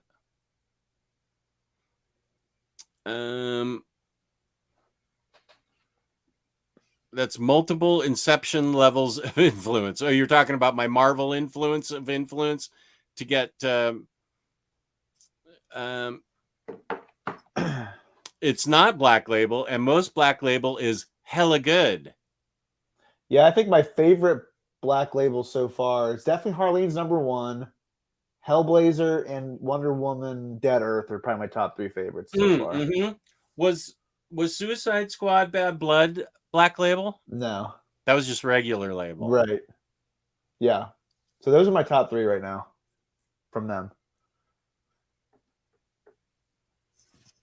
Let's see. Hoping for Spider-Man 2099 to get announced this year, since he'll be turning up in Spider-Verse 2. That sounds interesting. I'm not, what is this a response to? I'm sorry. I'm way behind on the in the chat.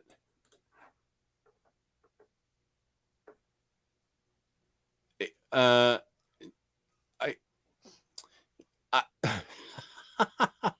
okay, wait. Apothegm is a concise saying or maxim, an aphorism. The apothegm tomorrow is another day.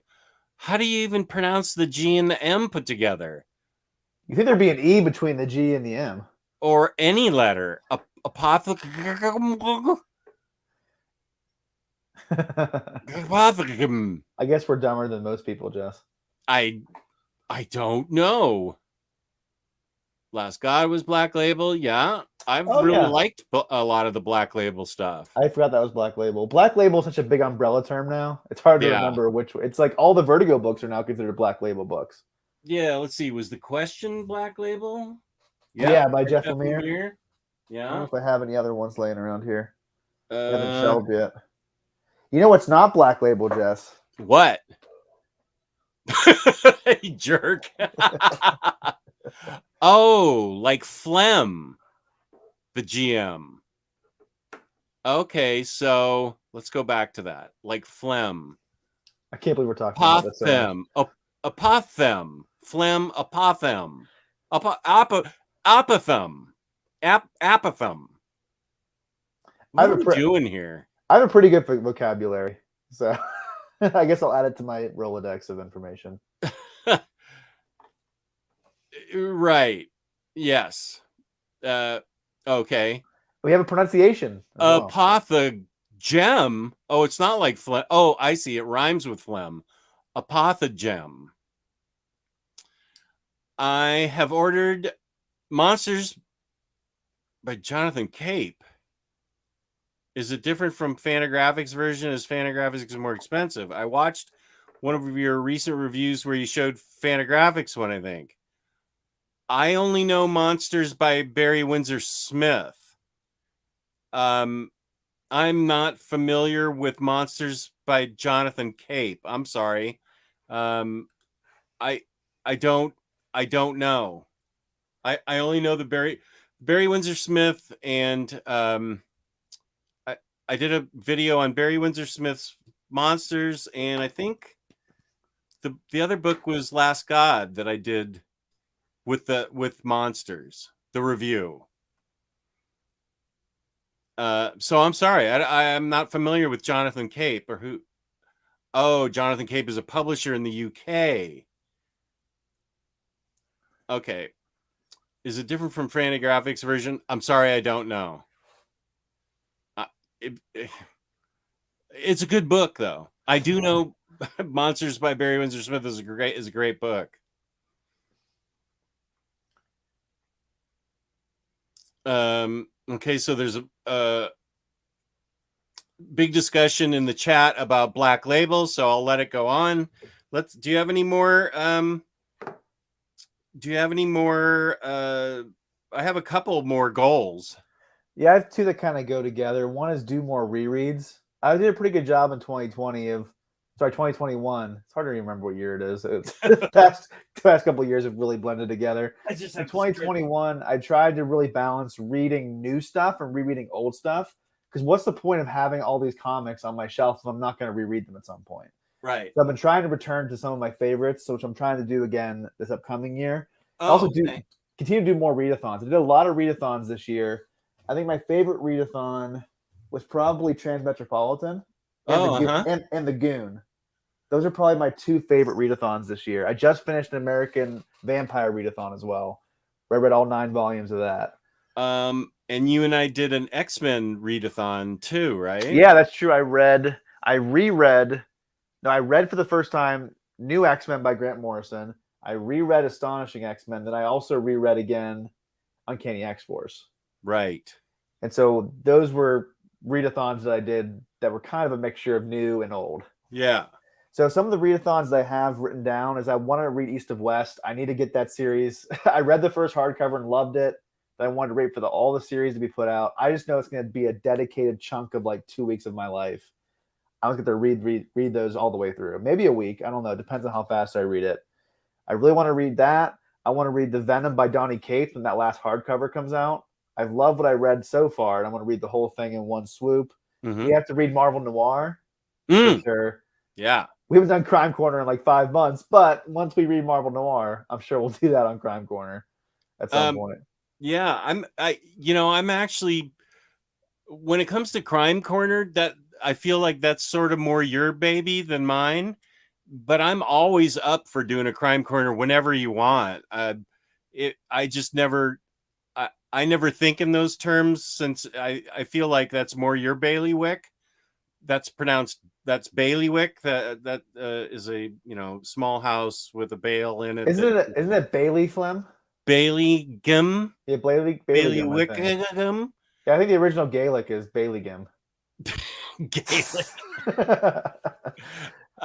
I keep forgetting too, and life's just been hectic lately. And doing this show with you has been I don't know, so I haven't thought about it, but I do want to read Marvel Noir and do that on Crime Corner. I mean, we've been wanting to do that for a long time, and now that I finally have Punisher Noir, I have all the Noir books, so we should definitely do it at some point in the next several months. Did you hear how big of a swath I gave us? Yes. I don't want to pin us in. I do understand that the next 2 months are going to be tough for you to do any kind of show. So I'm just going to leave that up to you completely, whether or not you can do it or not. I may get a sit-in guest host for a different show. Maybe I'll call it something different, but I need to keep this. I need to keep this Saturday night thing going, or Omar will take it over, and I can't have that. He has every other day in the week, and he leaves Saturday nights to me. As long as it's not called Baturdays in the BatCave, you can do whatever you want. How about Baturdays in the Man Cave? No, call it Taylor's Gone, Let's Have Fun. That's what No Taylor Time. Yeah, you should call it that. That's a good name. No Taylor Time? Yeah, you can call it that. I seriously have no idea. I told Kate, I'm like, yeah, I told Jess I might take some time off. She goes, it really depends. We might be sick of each other and need to get each other's faces, so you might want to do it. So I have no idea. Whenever Sam was born, I think we still did shows regularly. So hard to say. We'll see. I hope to continue doing shows, but you never know what happens. Saturdays with Jess. That's very plain. I think you have to work in the word omniflem or whatever it was. Well, other readathons I want to do is I want to do a read through of all of Hickman's Marvel work. Oh, I just got these the other day at one of my honey holes. These are out of print. The thick, complete collections of Secret Warriors. Love that book. This first volume is selling for $128 on Amazon. What? Yeah. So I'm excited to read this. Score. Yeah, so I'm really excited about that. I have his Avengers stuff. I have almost all of his Fantastic Four. I know the Omnis are being released, but I already committed to those thick, complete collections they're putting out. And there's one more that needs to come out of that. I have all of that series. So I think all I need to get is what's that Shield book called? There's two Shield books. I need to get those two. Let's see, where do I have them? Are those pretty necessary reading for his Marvel stuff? Not at all. They're really cool, but I want them though. I like Jonathan Hickman a lot, so I'd like to have them. But let's see, where do I have them? I don't think they're required, but they're really interesting and well written and really fun. They're an even deeper level of kind of I know it's tied into everything. Oh, there they are. What are they doing up there? Because that second book came out like 10 years after the first one, right? Right. It took him forever to finish it, kind of like Black Monday Murders is taking him forever. So my plan is to I'm not going to read the Hickman verse all together at once. That would just be a huge commitment. I did do that myself. I'm going to do spits and spurts. I'm going to read each series in their entirety, though. Like, I'm going to read Secret Warriors this month. So I'll kind of read them like throughout the year as different series. Like, I'll read them. I know with Hickman, you can't just go take a break for a little bit in the midst of a series. So I'm going to read Secret Warriors all the way Right. through. I'll read Fantastic Four all the way through, but I'm going to read each series a couple months apart, probably. Yeah, looking at these books again, they are kind of required because they're part of the whole. They are part of the whole thing. So Architects of Forever is the first one, and then The Human Machine is the second one. Are these books hard to find? Does anyone know? This one used to be, but I think with the release of this, they probably re-released this. Do you think my honey hole has them, Jess? What would you think? Oh, I would think so. Yeah. Secret Warrior, and Prisco is saying that Secret Warriors ties into Shield, right? That's how I remember it too. And you need to get those Ultimates. There's 3 trades that he did, like Ultimate Thor. Well, I don't know. Maybe you don't. I mean, to do the complete read through, I got those 3 Ultimates books. What do those tie into? Like at the end of Secret Wars? Yeah. It's Ultimate stuff? Yeah. At the very least, I can read these digitally if I don't want to buy those things. Yeah, I would read those digitally. So yeah, I really want to do a lot of Jonathan Hickman readathons, East of West, and his Marvel stuff. I mean, also his X-Men stuff, because I'm gonna get the Omnibus soon too. That comes out in like 3 months. And so once I had that, I'm gonna reread the House of X Powers of 10, read X of Swords, and then read the X-Men Omnibus, and then forget it. No more X-Men from that line. I don't care. No. After this video, we need to do our why the X-Men are annoying us. That'll be our next video. Yeah.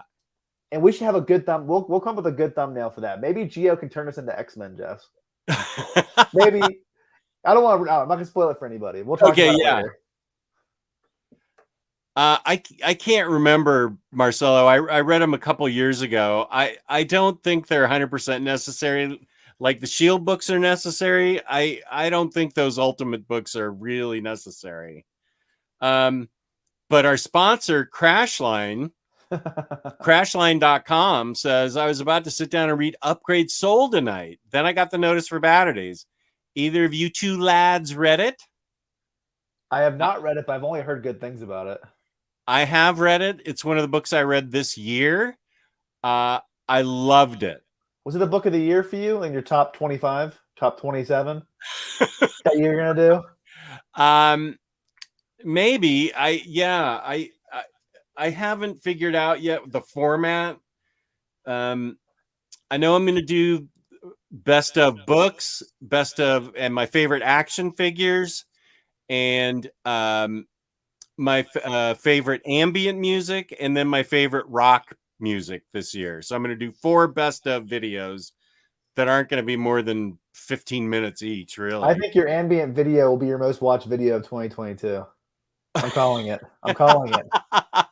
You know, what I hate about anything that has to do with music is that I can show you pictures of the Shield books, but I can't play you even a clip of the music. Or trust me, it sounds good. Trust me, it's really good. Yeah, I hate that because music is even more subjective than reading the material is. Ooh, Jess, all of my honey holes have these Shield books. All of them. Yeah. So this is great news. And there was much rejoicing. Is that a Monty Python? And there was much rejoicing. I don't remember. Upgrade Soul is deep and very good, says your co-host brother Joe Goose. Are you getting Ultimate X-Men Omni? I haven't decided on that yet. You have the hardcovers, right? Yeah, I do. I've heard a lot of mixed things about it. I heard some people really love it. I'm probably going to read it digitally first to make sure it's something I really want. Yeah. I'm someone who enjoys Mark Millar than most people do, but I've also avoided a lot of his bad stuff. I seem to have only read the stuff that people love. I think his X-Men stuff's kind of down the middle. People love it or they hate it. Mm. Have you read it, Jess? I haven't. I read Ultimates. I loved Ultimates by Mark Millar. I love that. That's getting a reprint, I believe, that Omnibus. I really love that book. Basically, every Marvel book's getting a reprint at some point. Yeah. My most wanted reprint is Dan Slott Silver Surfer, because I missed because that sold out pretty quick. And then remember when we thought IST got the restock and I bought it? Yeah. And then they didn't get any. It was a mistake. Like it's everybody. We didn't get any. I was so excited. Like I got it. I got the restock. And like, oh, we actually never had it. Forget it. I agree. That'll get a reprint. Everything's getting a reprint. Nobody should ever buy anything ever on eBay, a Marvel hardcover. I don't know about trades. Trades seem to go out of print and stay out of print unless they get incorporated into a Omni or OHC. OHCs never get reprints. Never. Marvel never reprints OHCs that I can think of. And some of them are really pricey, like the Moon Knight one. Yeah. For a while, the Thor books were pretty cheap, pretty expensive until the Omni was announced by Jason Aaron. What else is there? I think those X-Men by Brian Bendis are hard to find now. Oh, they are. That's interesting. I have all those. Yeah. Superior Spider-Man, which I'm reading right now, that's hard to find. And Superior Foes of Spider-Man is hard to find. I think in any format, really, because they had those thick, complete collections of Superior Spider-Man. Those sold out too. So Marvel doesn't really reprint stuff besides Omnis. Okay, so one of my goals. Okay, wait. I did have a goal. Get ready, Stimson, to take a shot. My goal. Did I already say I wanted to read Justice League Dark? I think I did. I want to read Something is Killing the Children, which that's one of my books of the year last year. I know. I just didn't get to it in time. Nightwing, LOL, it says. Another one is the New 52 Earth 2 books and World's Finest. Get out of here. Stop it. New 52 Earth 2 and World's Finest. I just got the World's Finest books, and I've had Earth 2 standard hardcovers for a long time. I liked those in floppies, and I want to revisit them. I've got a pretty good library now of New 52 stuff, and I liked a lot more than I thought I did New 52. So I'm going to do New 52 Earth 2 and World's Finest, Nightwing, Something is Killing the Children, and Justice League Dark. Those are going to be some of the first ones that I read, and I'm going to continue to sell. I'm going to continue to curate, take a hard look at everything, and because I have to really start using digital more, but the problem that was two of my goals. That was two of my goals too. I said get rid of everything I won't reread and use Hoopla even more. And under the Hoopla one, I use it a lot, but use it even more with books I don't really know about. So I said great way to investigate series and eliminate blind buys. So that's two similar goals in that way. For instance, I'm going to finish Teenage Mutant Ninja Turtles. They're beautiful books. They're gorgeous books. Beautiful spines. They've all got ribbons. I've enjoyed the story a lot, but I really don't think I'm going to reread it. I have to look at it. Which book? I'm sorry. Teenage Mutant Ninja Turtles by IDW. They were my first books of the Turtles. I've really enjoyed it. I love them, but I don't. I want those books. Sorry? I want those books. Okay, I'll sell them to you. You want them? Not right this second, but someday I will.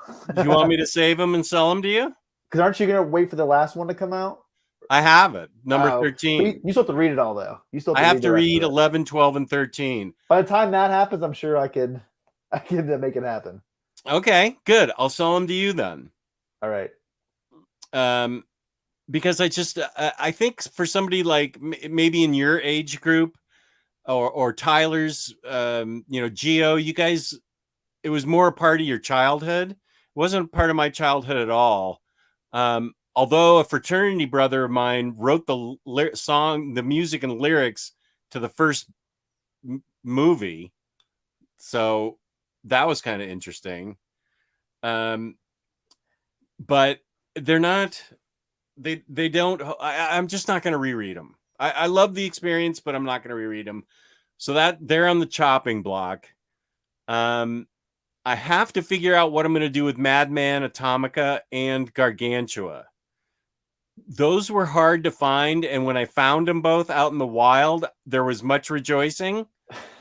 But now, Dark Horse Madman Volume 2 is coming out this month, and there's going to be 6 of them, and it's going to be everything ever. And so, as much as I loved Atomica and Gargantua, I know Mike Allred and Dark Horse are committed to doing all 6 volumes. It was from Holy Grail. Oh, okay. There was much rejoicing. I love that movie so much. I can quote that movie endlessly. I think I'm going to have to sell Madman, Atomica, and Gargantua, as much as it's painful. Is that the library edition of Mad Men you're talking about? Yeah, Volume 2 is coming out this month. Wait, you're going to sell the first one? Is that what you're saying? No, I'm going to see. You were busy finding the meme of there was much rejoicing and not listening to me. I was doing rat bastard. You know, my job is to look for good memes and gifs, Jess. You know that's part of my job. Madman, Dark Horse, and Mike Allred are committed to putting out the 6 books of the library editions. Is going to be everything. My issue was that Madman, Atomica, and Gargantua, which were omnibuses and hard to find, I have a sentimental attachment to them because they were hard to find. But they are going to be superfluous by the time I get 1 through 6.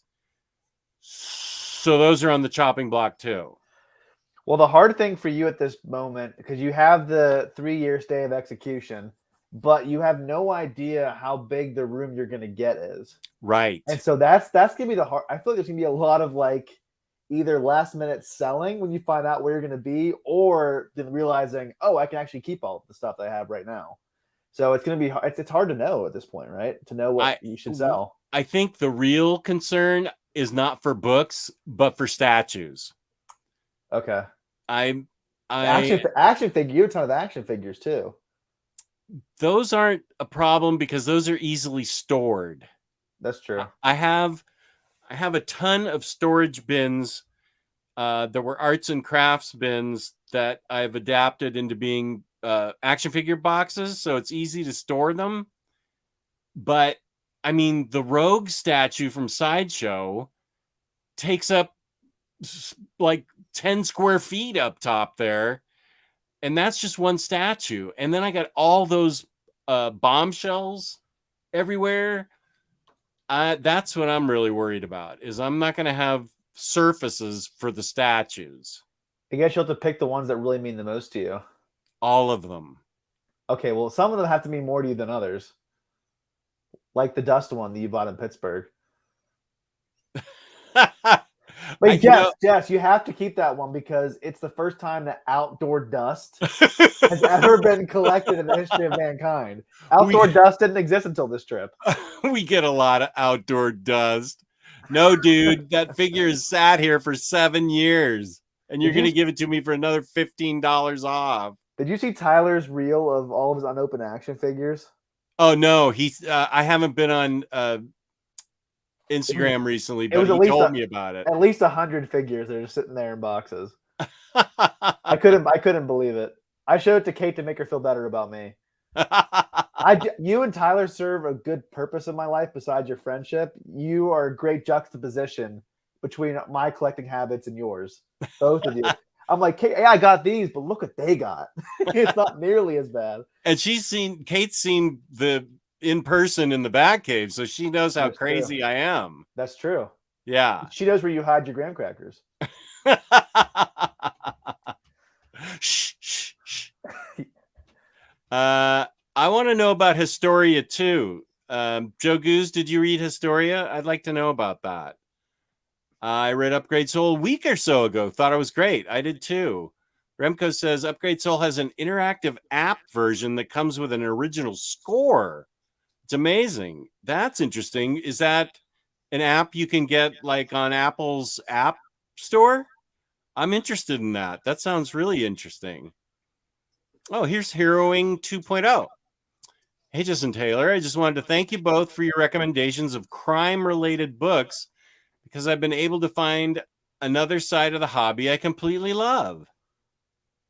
Awesome. Well, hopefully we can get back to Crime Corner with Marvel Noir at some point. Yeah. That'd be my hope. That's the next one I'm really excited about reading in terms of crime books. Metal Pig, how do reaction channels play music? Can't you use a snippet and claim fair use for review purposes? Well, there's so many trailer reaction videos where they show the trailer and the dialogue and stuff. I don't know how they get away with it. We got that one. It wasn't a copyright strike, but it was, what was it last year for Fandom? Or 2 years ago. 2 years ago, I think it wasn't a strike.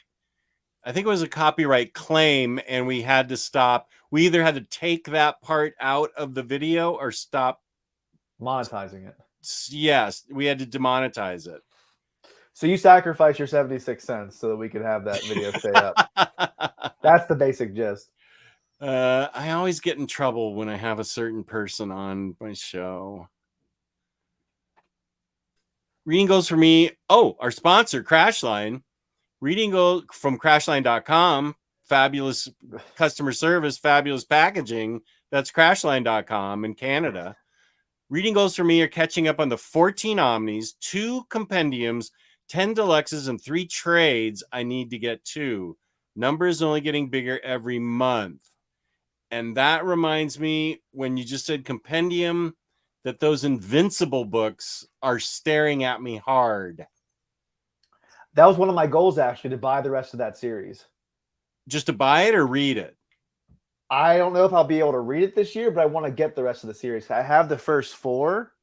Right? Okay. I have the first 4. I want to get the rest. There's 8 of them. It's like, ugh. All right, fine. So it's just so many books that I have to get, but I do have to get those. So my 2 big series that I want to complete this year that are already out is that and Dan Slott's Spider-Man run.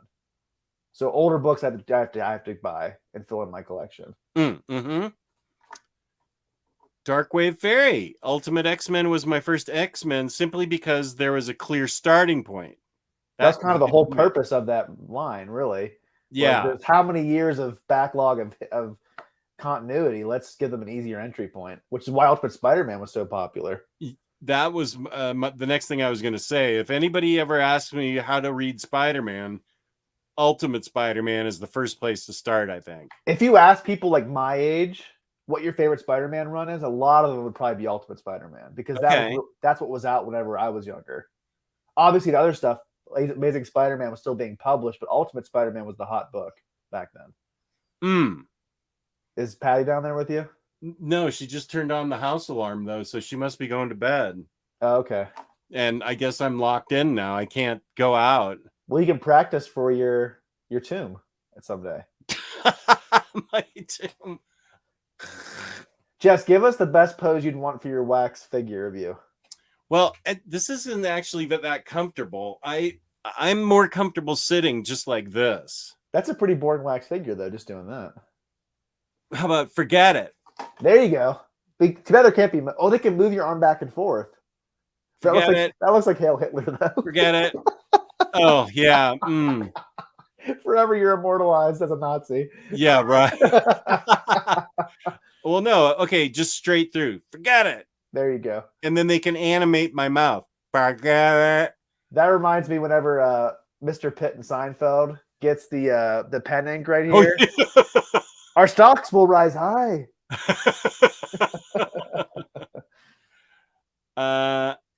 Let's see. I would love our sponsor. I would love a Slott surfer. Marvel is indeed terrible at non-Omni reprints. Very true. Case Cassowary, they better keep reprinting. Just getting into Marvel, and I don't want to pay those prices. Don't pay those prices. They are reprinting. Everything's getting a reprint. And I would say if Power Pack can get 2 Omnis, anything can get an Omni. The worst thing that ever happened to collected edition second market sellers was Omar. Omar, yeah. That's the worst. They probably curse his name every night. Yeah. Doom 2099 by Warren Ellis is going for $100 on Amazon. Well, I'm going to read that digitally. You will love Something is Killing the Children. Good, good. Marvel is getting better with reprinting epics. Hopefully, Ultimate Complete Collections will come next. Here's somebody who likes Earth 2. Earth 2 deserves an omnibus, Raphael says. I have the hardcovers, and I'm okay with that. I believe in Man 40. I believe Immortal Hulk 1 and 2 received reprints, and Matt Fraction Iron Man Volume 1, I think it was that volume, received a reprint at one time. There was also some of the Best of Spidey OHCs. Well, it's very rare. We'll put it that way for them to Yeah. reprint other things besides. So maybe it's happened before, but it's very Are you rare. sure about Immortal Hulk? I didn't think. Well, I'm not going to challenge anybody. I even. How would I you have find 1 and 2, so I don't really care. That'd be a hard thing to track down and find out unless you know already. Yeah, and Like, how do you even so know? Man 40 has the advantage here. So anyway, it's very rare for the reprint non-Omni things. I'll put it that way. Right. I agree. I know it's a controversial opinion, but of the two big boom books, this is our sponsor. I liked Once and Future more than Somebody's Killing the Children. I just really loved that story. That's what's great about this channel is everybody's opinion is valid. If you loved it better, you loved it better. Because I have a different opinion that I like Something is Killing the Children much more. I didn't pick up Once and Future because it just didn't grip me. I wouldn't say it was bad. I thought it was good. It just didn't grip me as much as Something is Killing the Children. But that's just my opinion. And that's what's so that's what I love about doing this show is that you can see how different people react to the same books. Like he loved Once and Future, you didn't care for it that much, and you loved Something's Killing the Children, and he loved Once and Future more. They're the same book, but you guys reacted completely differently to it. So they were both so hyped up for me. I read Once and Future, and I was like, that was pretty good. And then I had Something is Killing the Children. I was almost like worried to read it because I was like, this book is so hyped. I can't think of a book that was more hyped up last year than that one. That was no question. And so I read it, and I'm like, it's probably going to be okay. And it was great, and I loved it. It really met the expectations that people were hyping it up for. So Once and Future, it just didn't hit that for me. I probably would have enjoyed it more without the hype. So the hype could be a double-edged sword. Yeah, that's a good point. Stimson, have you been keeping up on your shots? I think he meant OHCs of Immortal Hulk Volume 1 and Kate's Venom 1 have both been reprinted. Okay. So once again, maybe it's not impossible, which is very rare. Right. So hope this year is great for you two viewers. Abs the world over. Thank you, Reaper. Maybe and viewers the world over. I'll take it that way. Viewers, and maybe he meant to put a GM at the end of it. Absagum. I loved Something's Killing. So glad I bought that in deluxe slipcase format. As a matter of fact, I think Joe Goose has that in slipcase format. I just have the regular deluxe. Same here.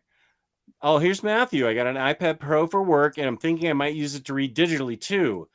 I have an iPad Pro, Matthew, and it is awesome for reading digital comics. I love reading on my iPad. Yeah, I really like reading comics on my iPad. Sometimes if I'm too lazy to go, like, if I just want to lay in bed and read something that I'm already reading in Omnibus form or something else, I'll just download it on Hoopla and read it in bed. And so it's kind of nice sometimes whenever you just don't really feel like having a hefty book on your lap. Yeah. I think we just talked about Invincible. I'm curious about Hoopla versus Comixology. Well, Hoopla is free for one reason, frackadoodle. That's the main thing. Hoopla's free. It all depends on what library you have and if they support Hoopla and how many holds that you get. I get 15 checkouts. It used to be 10, and then once the pandemic started, they upped it to 15, and they never took it down. Yeah, same here. So 15 books a month, that's a lot. Yeah. When you think about it. I usually don't even read them all. I don't usually even use them all. Oh, I don't either. I had to go to the next door county, which was half an hour away for me to get to the library. My library wouldn't do it. I don't know how they decide, but they let me open an account, and it's the Prince William County Library, and Hoopla's great. They carry an awful lot of good things, and it's free. That's why the preference. You can open an account at any library as long as you show up in person. Right. I used to take calls for libraries back when I was getting my master's degree, and you have to show up in person. They'll never give it to you just if you do it online. You have to show up in person. Here's a good question because I don't know. Will you guys buy King in Black Omni? I think not worth $150 for a bunch of lame tie-ins, right? Besides, most of the time tie-ins damage main events since different writers write those, like World War Hulk Omni. I'm undecided about King in Black. I'm gonna have to, I don't know. Maybe I'll get it. Here's what I'm doing. I'm getting all those OHCs of Kate's run. I have the Absolute Carnage trade, and I'm gonna get the King in Black trade because I don't really care about the main event. So I'm just gonna read those in tandem with the hardcovers. Oh, you didn't get the Absolute Carnage hardcover? I just didn't really. I just don't care about the tie-ins, to be honest. Yeah. Okay. And the only issues that seem to really matter are the actual issues, and then the Venom issues that will be in the OHCs.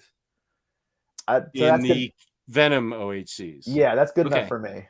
Okay. I just don't need all of that. It's a lot of stuff. That King of Black Omnibus is gonna be huge. Yeah.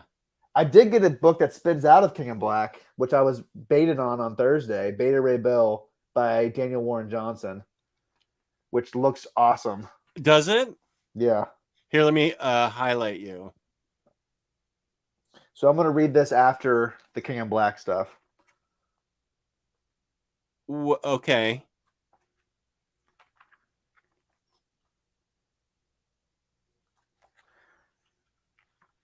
So this looks like regular Daniel Warren Johnson awesomeness. Yeah. So I'm excited to read this at some point. You're baiting me now. Well, I had a gift card to Barnes & Noble, and I got this for free, basically. So yeah. So that's why I picked it up. I have a ton of credit card points built up on Amazon, so I can get that for free. I thought you were going to say I had tons of credit card debt. Oh, no. No, thank goodness, no. Dean Winchester, I'd just get the Kate's Venom Omni. We'll have the event with the Venom tie-ins, which is all you need. Here's Jazz Cabbage, who also has said very nice things on some kind of video, whatever video it was. Jazz has left nice comments before. Thank you, Jazz. And here's T2. We haven't heard from T2 in a long time. Dean, I agree. I thought the same about Blackest Night Omni. Main story is very good. Tie-ins made the whole Omni so hard to go through. Well, you're making me rethink getting King in Black Omni.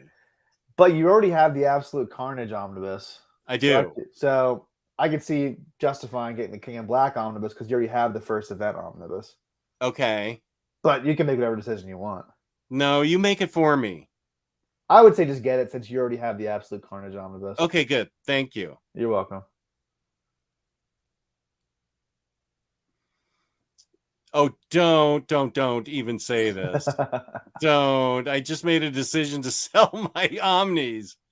Dark Horse was just bought by a gaming company. Did you hear about that? I did hear about that. Hopefully that doesn't affect anything in terms of library editions and things like that.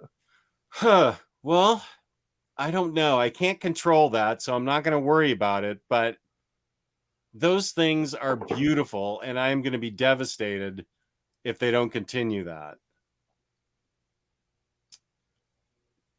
Only 3 more Madman Library editions and 5 Sin City. I'm so mad about those Sin City Deluxe editions. I would love to own those, but $100 a pop? No. That is way too much money.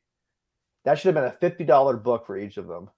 And then easily subtract the money that you would save on organic price books or IST. $100, that's insane to me. Derek, there's 4 more Madmans to come out because there's going to be 6. 2 comes out this month.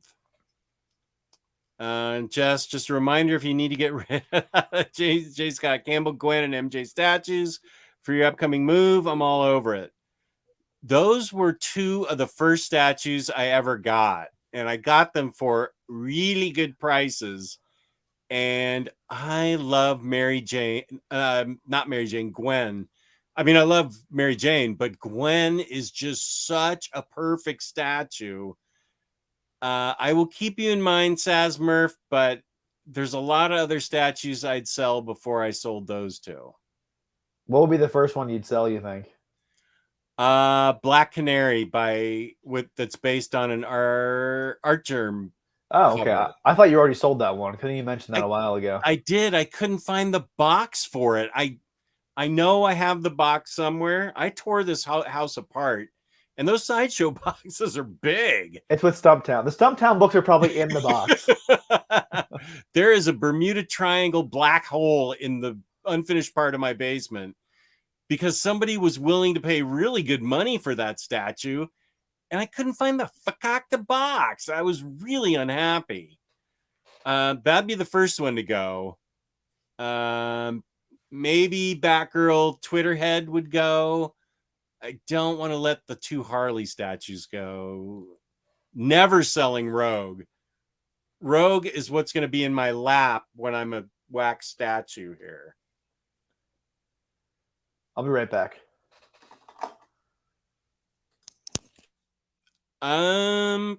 Okay, but I'm pretty sure there's 6. Because but I'm not going to argue. I thought that he announced 6, so whatever. I just hope they all get printed. Jess's Choice coming up in 2025. What do you mean? My choice. Oh, like Sophie's Choice? Okay, yeah, I get it. Yes, in the App Store. What were we talking about? Upgrade Soul. Okay, cool. I have not. Now I'm nervous because it doesn't seem to be getting good reviews. This is Historia, right?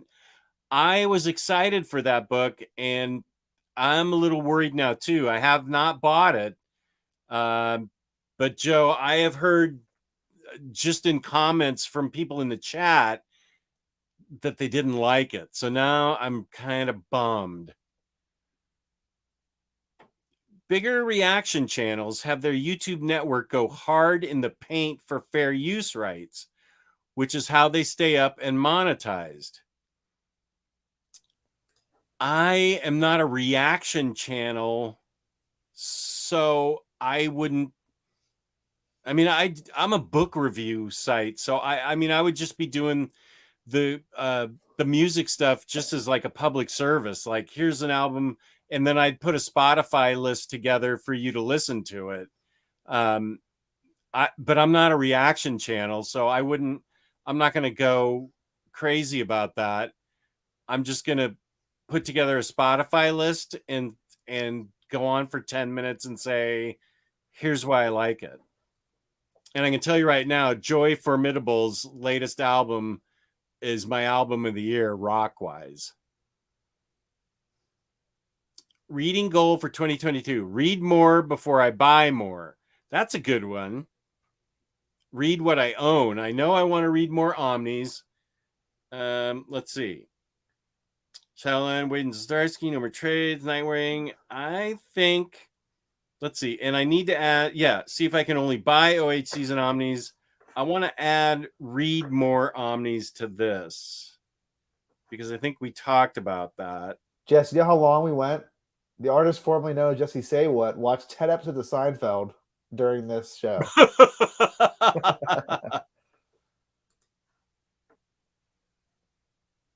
Read more Omnis. Invincible is excellent. Yes, I wish I knew that. I don't. Crazy Cassowary. I wonder what the reviews are. I've seen it on a few best of lists. This is Historia, and haven't really heard anything bad yet. I personally thought it was a great start to the series' beautiful art. Okay, good. That's a good thing that Crazed Cassowary liked it. I wonder what the bad reviews are for. I haven't read any Kelly Sue DeConnick DC stuff yet. Didn't she write Historia? I think so, yeah. And then Phil Jimenez, I think, did the art, right? Yeah. I haven't read any of her. She did Aquaman. She did that. What else has she done? I can't think of what else she's for done. DC. Yeah, I'm only aware of Aquaman. And then this book. That's all I could think of. Baturdays lock in 2022, the first party of the year. Oh, is that my wife locking me in with the alarm going on? Does that count in the basement? Can you leave the basement? Will there be an alarm? There's a motion detector for when we have two settings. We have a setting to stay here and a setting when we leave. And the setting when we leave activates the motion detectors in the basement. So she didn't do that. So I'm free to walk around. This comment's funny. What hours does Patty let you out for walks, Jess? Jess doesn't want to be let out, so he's happy to be locked in. Oh, yeah. Talked about Northlanders earlier and his really Greta series. I think he meant great. Wood really hits it. Okay. But his road is a slight disappointment. Well, I want to, let me add Northlanders to my list here. Northlanders, because that's upstairs and it doesn't Northlanders. That's upstairs in the library near the sweater closet. So and I don't. Jeeves is up there, right? Is that where Jeeves' room is? Ask Jeeves. I'm blown away that we're getting a Miracle Man Omni. I know, that's awesome. Metal Pig says that I think complete collections should be given reprints like epics do. Technically, complete collections are modern epics. Our sponsor Crashline is excited about the Miracle Man Omni. Crashline.com, 50% off, everything there, and great packaging, popular service, everything you want in a viewer. That's Crashline.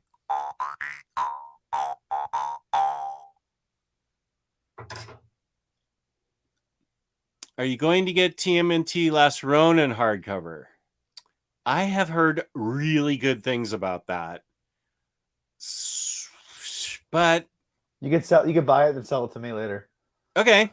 Yes, I am, Gerard. Oh, Mr. Tex, what? Controversial opinion. Batwoman Omnibus was boring. I've only read the Greg Rucka stuff, so I disagree about that section. I haven't read just the J.H. Williams stuff yet. I've read both of those, and I love both of those, but your opinion's valid. I'm sorry you didn't like it. That's too bad. Freaking Power Pack has two Omnis. Marvel better publish sequel Omni to Busiek's Conan Omni like ASAP. Before they do that, they need to do a Gwenpool Omni, but I'm with you, Scotty. Power Pack. I thought all the Conan by Busiek was in the Omnibus. Is there not? I don't know. I haven't read it. It's not a volume 1. It's just nothing. It's just a Omnibus. It doesn't say anything on the book about it being a volume 1. Yeah, I actually don't know. I'll just plead ignorance on that one and not investigate further. Once in Future has amazing Prisco, my buddy Prisco. Once in Future has amazing art and deserves oversized art. So the show is great story with okay art. Doesn't need an oversize. I kind of agree with that. I read the first couple issues of Something's Killing the Children, and I just thought the art was okay. And I read 2 of the first trades of Once in Future, and that art is great, but I've forgotten most of the story by now, so I need to reread them.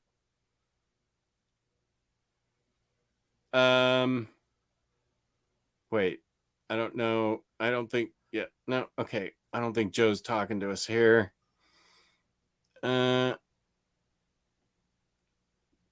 Yes, the shot game is fantastic. I had to take a break, though, because you two gentlemen have far too many goals. He's probably showing alcohol poisoning at this point. Reading comics digital is not for me. I need to have the book in my hands. Digital makes reading boring for me. I don't know why. I don't think you're alone there, T2. I think there are a lot of people that feel like books in general is more of a tactile experience. I was going to read the Rogue complete collection or the 12-issue series. I can't remember if it's called a complete collection or not, but I was going to read that on Marvel Unlimited, and I read a couple issues, and I said, I really want this in a book format because I'm going to reread it, I bet. And I caved and I bought it. It wasn't expensive. It's out of print, but it's not expensive at all. And so I get it that some people don't like digital. I understand that. It's a great way to investigate series. Like, okay, I really do want to read this physically, so I'm not going to read the rest of it. I'm going to buy it physically. Yeah. There's sometimes where I'm like, I'm glad I read that because it was just okay. I enjoyed it, but I don't need to reread it. Sometimes I'm like, that was horrible. I'm so glad I didn't buy it. And sometimes I'm like, oh, I really need to own this book. I want it really bad. So it can be, I think it's a great way to investigate books to decide, is it worth the buy or is it not? Yeah. Here's a vote for King in Black and its tie-ins. And here's a vote not against. Didn't dig Beta Ray Bill. Not a fan of how DWJ handled the breakup. I don't know a thing about that, so I don't know what that refers to. Don't get the King in Black Omni, just get the Venom by Kate's Omni. It's not much consensus here. You guys. I already decided for Jess, so we don't talk about Taylor it already decided for me. Sticking with my Big Damn Sin City. That was once a whale. I'm sticking with that too. Volume 3 of Madman Library is up for order in Amazon. Interesting. Amazon is not our sponsor, though. Crashline is. Dark Horse makes incredible deluxe editions. It hit change to 5 library editions. Okay. So it was 6, and now it's apparently 5 for Madman. I'm getting Inman 40. I'm getting the Venom Kate's OHCs. I'm passing on the Kate's Omni, but we'll get King in Black Omni. Different strokes for different folks. True. Mr. Tex, you're right. Gwen Stacy is the best statue ever. But that rogue statue, she speaks to me. You know, Are you basically done buying any Hot Toys or statues now? Yes. Okay. Yeah. Is that gonna be hard, you think, or you think that's easy for you? Oh no, that was an easy cut. Because you just got into Hot Toys basically, and now it's already. Yeah, but I have enough. I can have fun posing them, and I don't understand that sentence you just said. I had enough. You have enough. Other collectors, does that make sense to anybody else? Haven't our wives said that to us many times about everything we collect? Isn't this enough? And we're just like, I'm sorry, I don't understand what you're saying. Is that English you're speaking or some alien language? Actually, I think I may have Wanda still Hot Toy on order. I can cut that back, but it looks really good. Oh, Fennec just came out with a Hot Toy, and I have such a crush on her from Boba Fett. So I don't know what I'm gonna do. I have 5 Spideys. I haven't put up 2 of them. I thought you were done. I have 5 Spidey. Let me finish my sentence. You said about Fennec, I mean. Oh, I know. That's the issue. I'm a collector and I'm having trouble.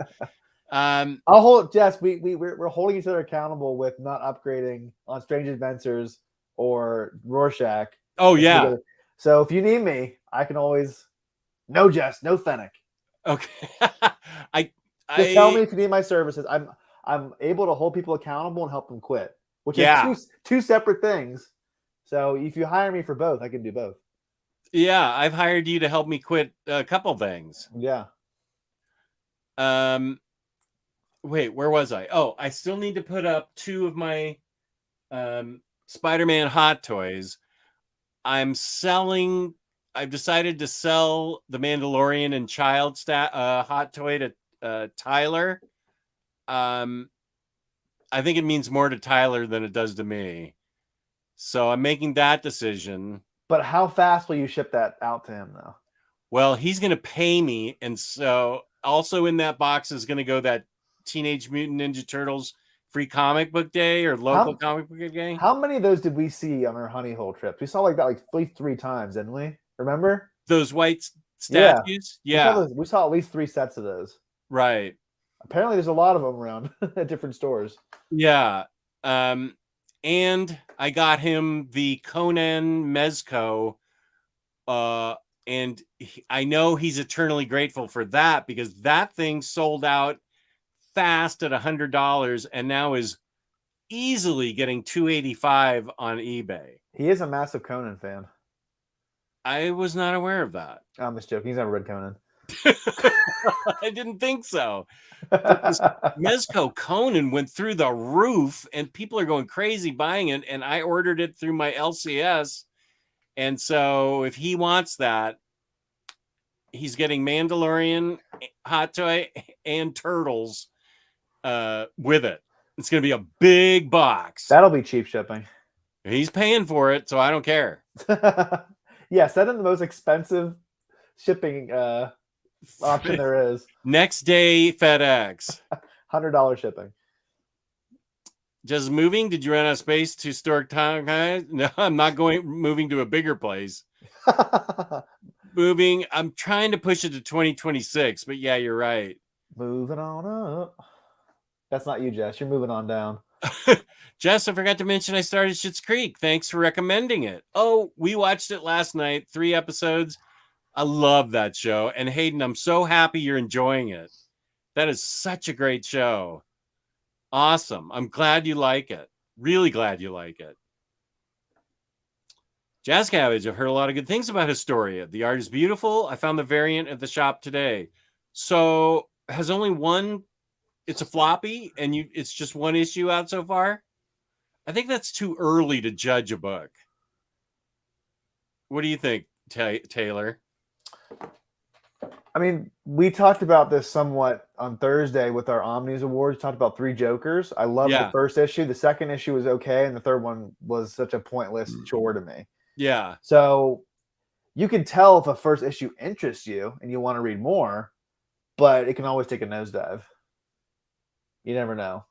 I wouldn't heap on too many superlatives until you read the whole series. Right. But also, if people are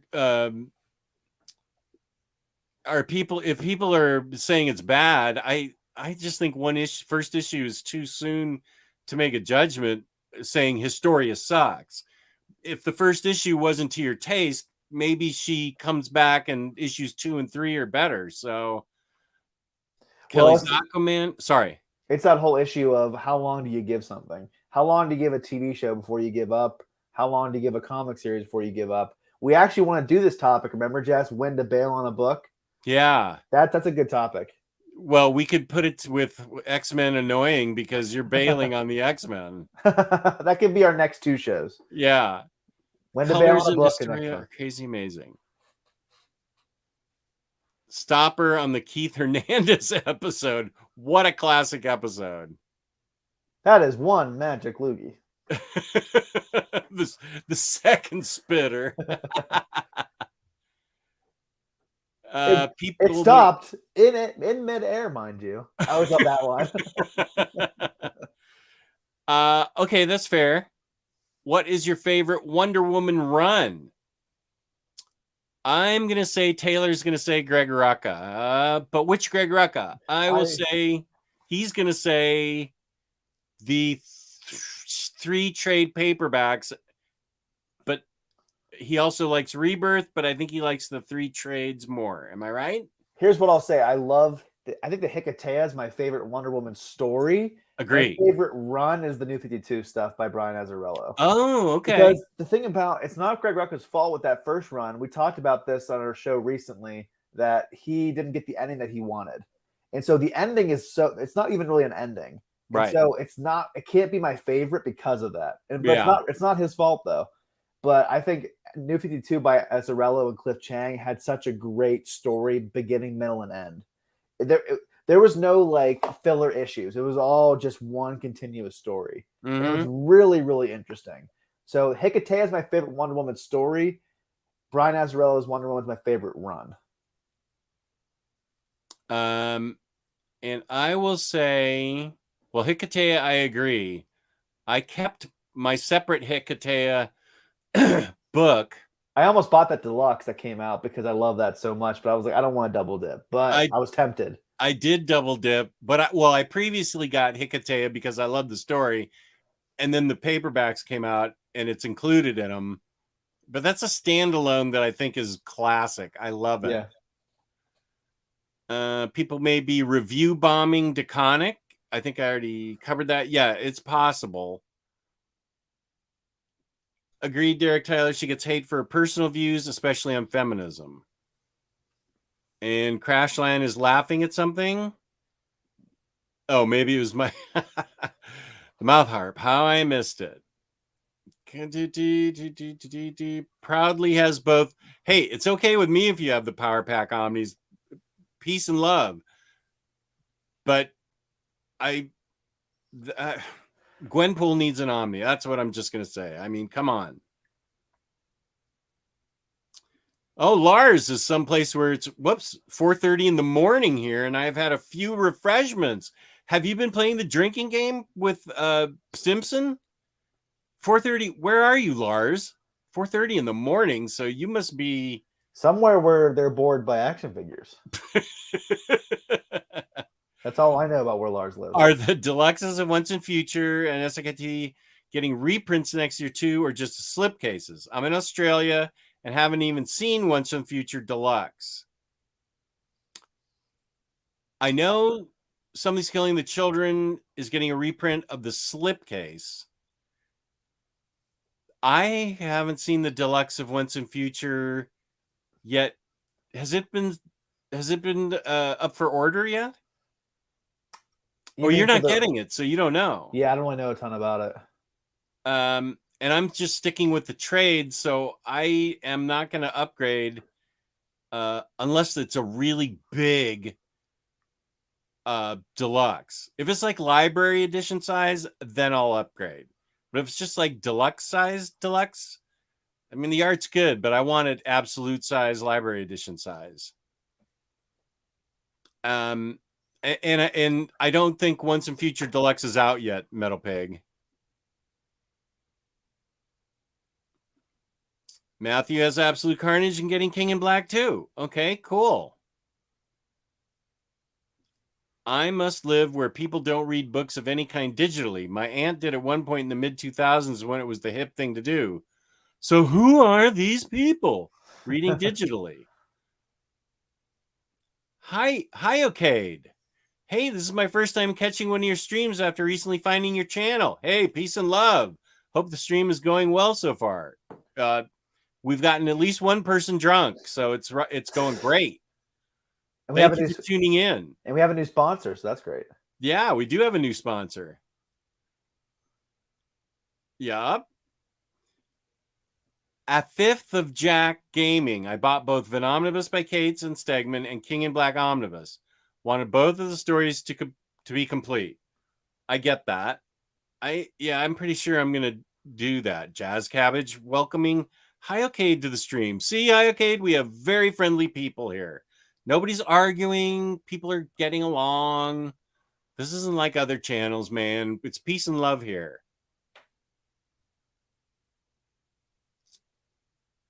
Which rogue statue do you have? Statue. Let's see if I can. I don't know if I can show you. Let's see.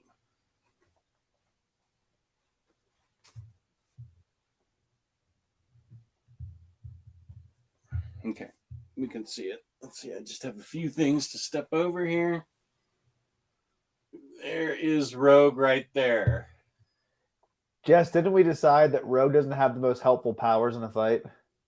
Yeah, she's kicking the ass of the war room or whatever it is in the X-Men's mansion. What if she's fighting him? What if she fought a bunch of like super assassins, like the hand ninjas, when there's nobody else with her had superpowers? What would happen? I don't know. Yeah, I mean, she's not. I love her, but we decided that she's not probably the greatest fighter. It depends on who she's with and who she's fighting. Yeah. If she's fighting a bunch of like super assassin hand ninjas, and there's nobody else with her that's super powered, she's screwed. Silly job alerts blocking my chats as I type. Hey, don't let that happen. This is important stuff. What's more important, your job or this show? Yeah, I mean, come on. Here's T2. Really great to be back watching you guys again. I have a huge backlog of Omnidog vids to watch. Good. I always enjoy your vids. Always fun to watch. Peace and love, T2. We haven't heard from you in a long time, so it's good to see you. Well, I'm ready to wrap up pretty soon and go lay on the couch and watch some TV. Okay. I'm spent. I'm spent. I'm exhausted. It's been a long stream. Good stream. Yes, it has. I'm trying to catch up on these questions. But let me get to the okay. Oh, yeah, Batgirl was nice. That's the tweeterhead. Oh, Crashline of Crashline.com, our sponsor, has had his copy of Once a Future Deluxe for a month or so now. Okay. I should. I've been telling you to do that for about a year. I feel like you've been telling me for like 3 years. I was trying to be generous. Yeah. I heard Once a Future was just the slipcase without the slipcase. Oh, it's just the deluxe. So it's just the deluxe size, like something's killing the children. Then I'm not gonna upgrade then. My uncle just throws his hands up with X-Men 2. He has read the majority of Silver Age, but when I filled him in years ago how much there was, he got discouraged. Hasn't even read past the Silver Age. Ay. Lars is in Norway, and I stopped playing with dolls in my early teens. Action figures are freaking awesome, Lars. You are going to have to get with the program. Forget it, man. Minister of Comics, don't give up on X-Men. So much awesome stories and the best hero team in comics. I was overwhelmed by X-Men when I started reading them. Now I can't get enough of them. So good. I'm not saying I'm never going to buy an X-Men comic ever again. I'm just not going to buy all the Hickman, well, even just the current era of X-Men. It's just too much. And the next era of X-Men seems to be just as overwhelming. So maybe there'll be someday where it's going to go back to a simpler format. I just really wish they just do like a 2-book system so they can make it easy. Like they did with Powers of 10, House of X, Powers of X, who cares? Whatever. Ben Uncle says, with my new son getting older, we're doing a room shuffle that's sending my comics to the basement, and I get more room and can display my comic art and prints. Any experience displaying comic art? I have, for my comic art and any Mondo prints, posters that I have, I got a portfolio for them.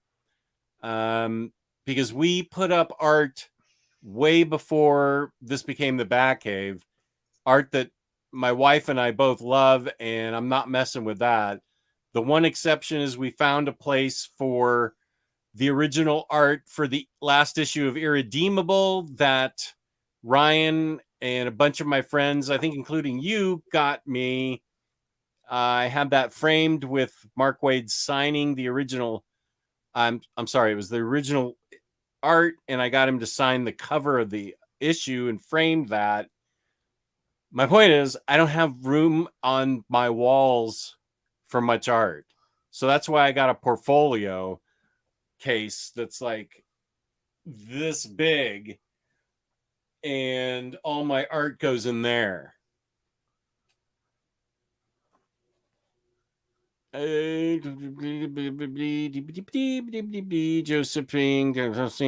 the Batgirl's nice. Have a good night, everyone. Okay, I guess we are. My wife is playing Ring Fit Adventure on the Switch, which she bought me for your anniversary. I'm worried 2022 may be the year I lose my console. Ring Fit Adventure. I don't know what that is. Just trying to be funny. Really enjoy your shows. Thank you, Lars. We dig you. Peace and love. Thank you for being a viewer.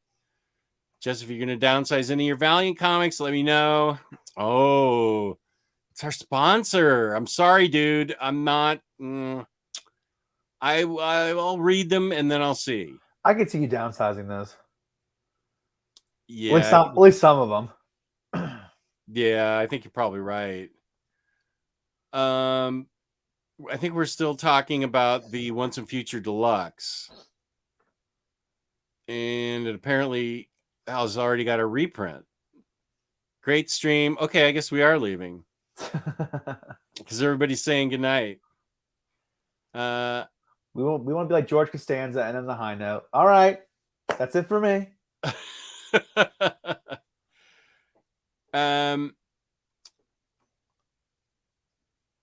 Taylor, you could always read X-Men Legends. It is set in between the 90s stories, but not silly.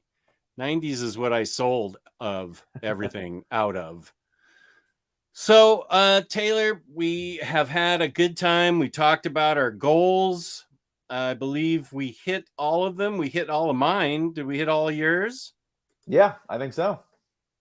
All right. Thank you to the chat. Thank you to the people who super chatted us, especially our sponsor, Crashline of crashline.com in Canada. We appreciate you.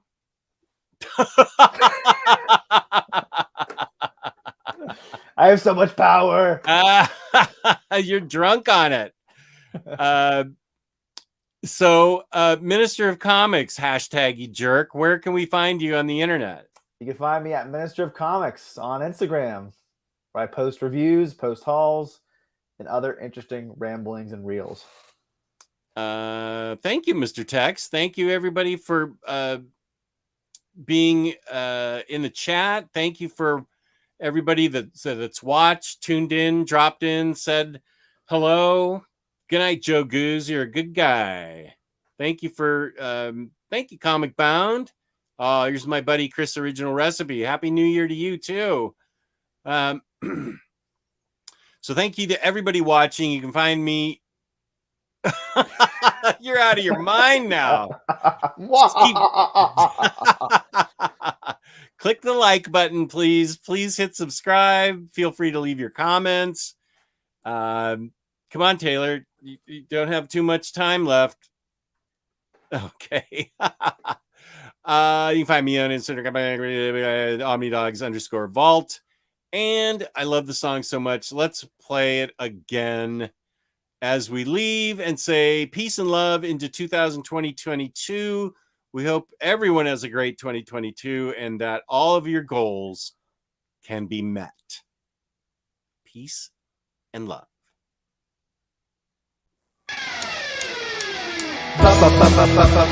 Baturdays, Baturdays.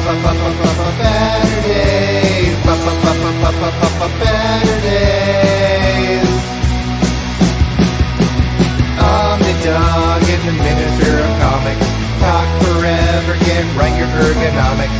Taking questions from the chat with a name like that, you think they talk more about the fact.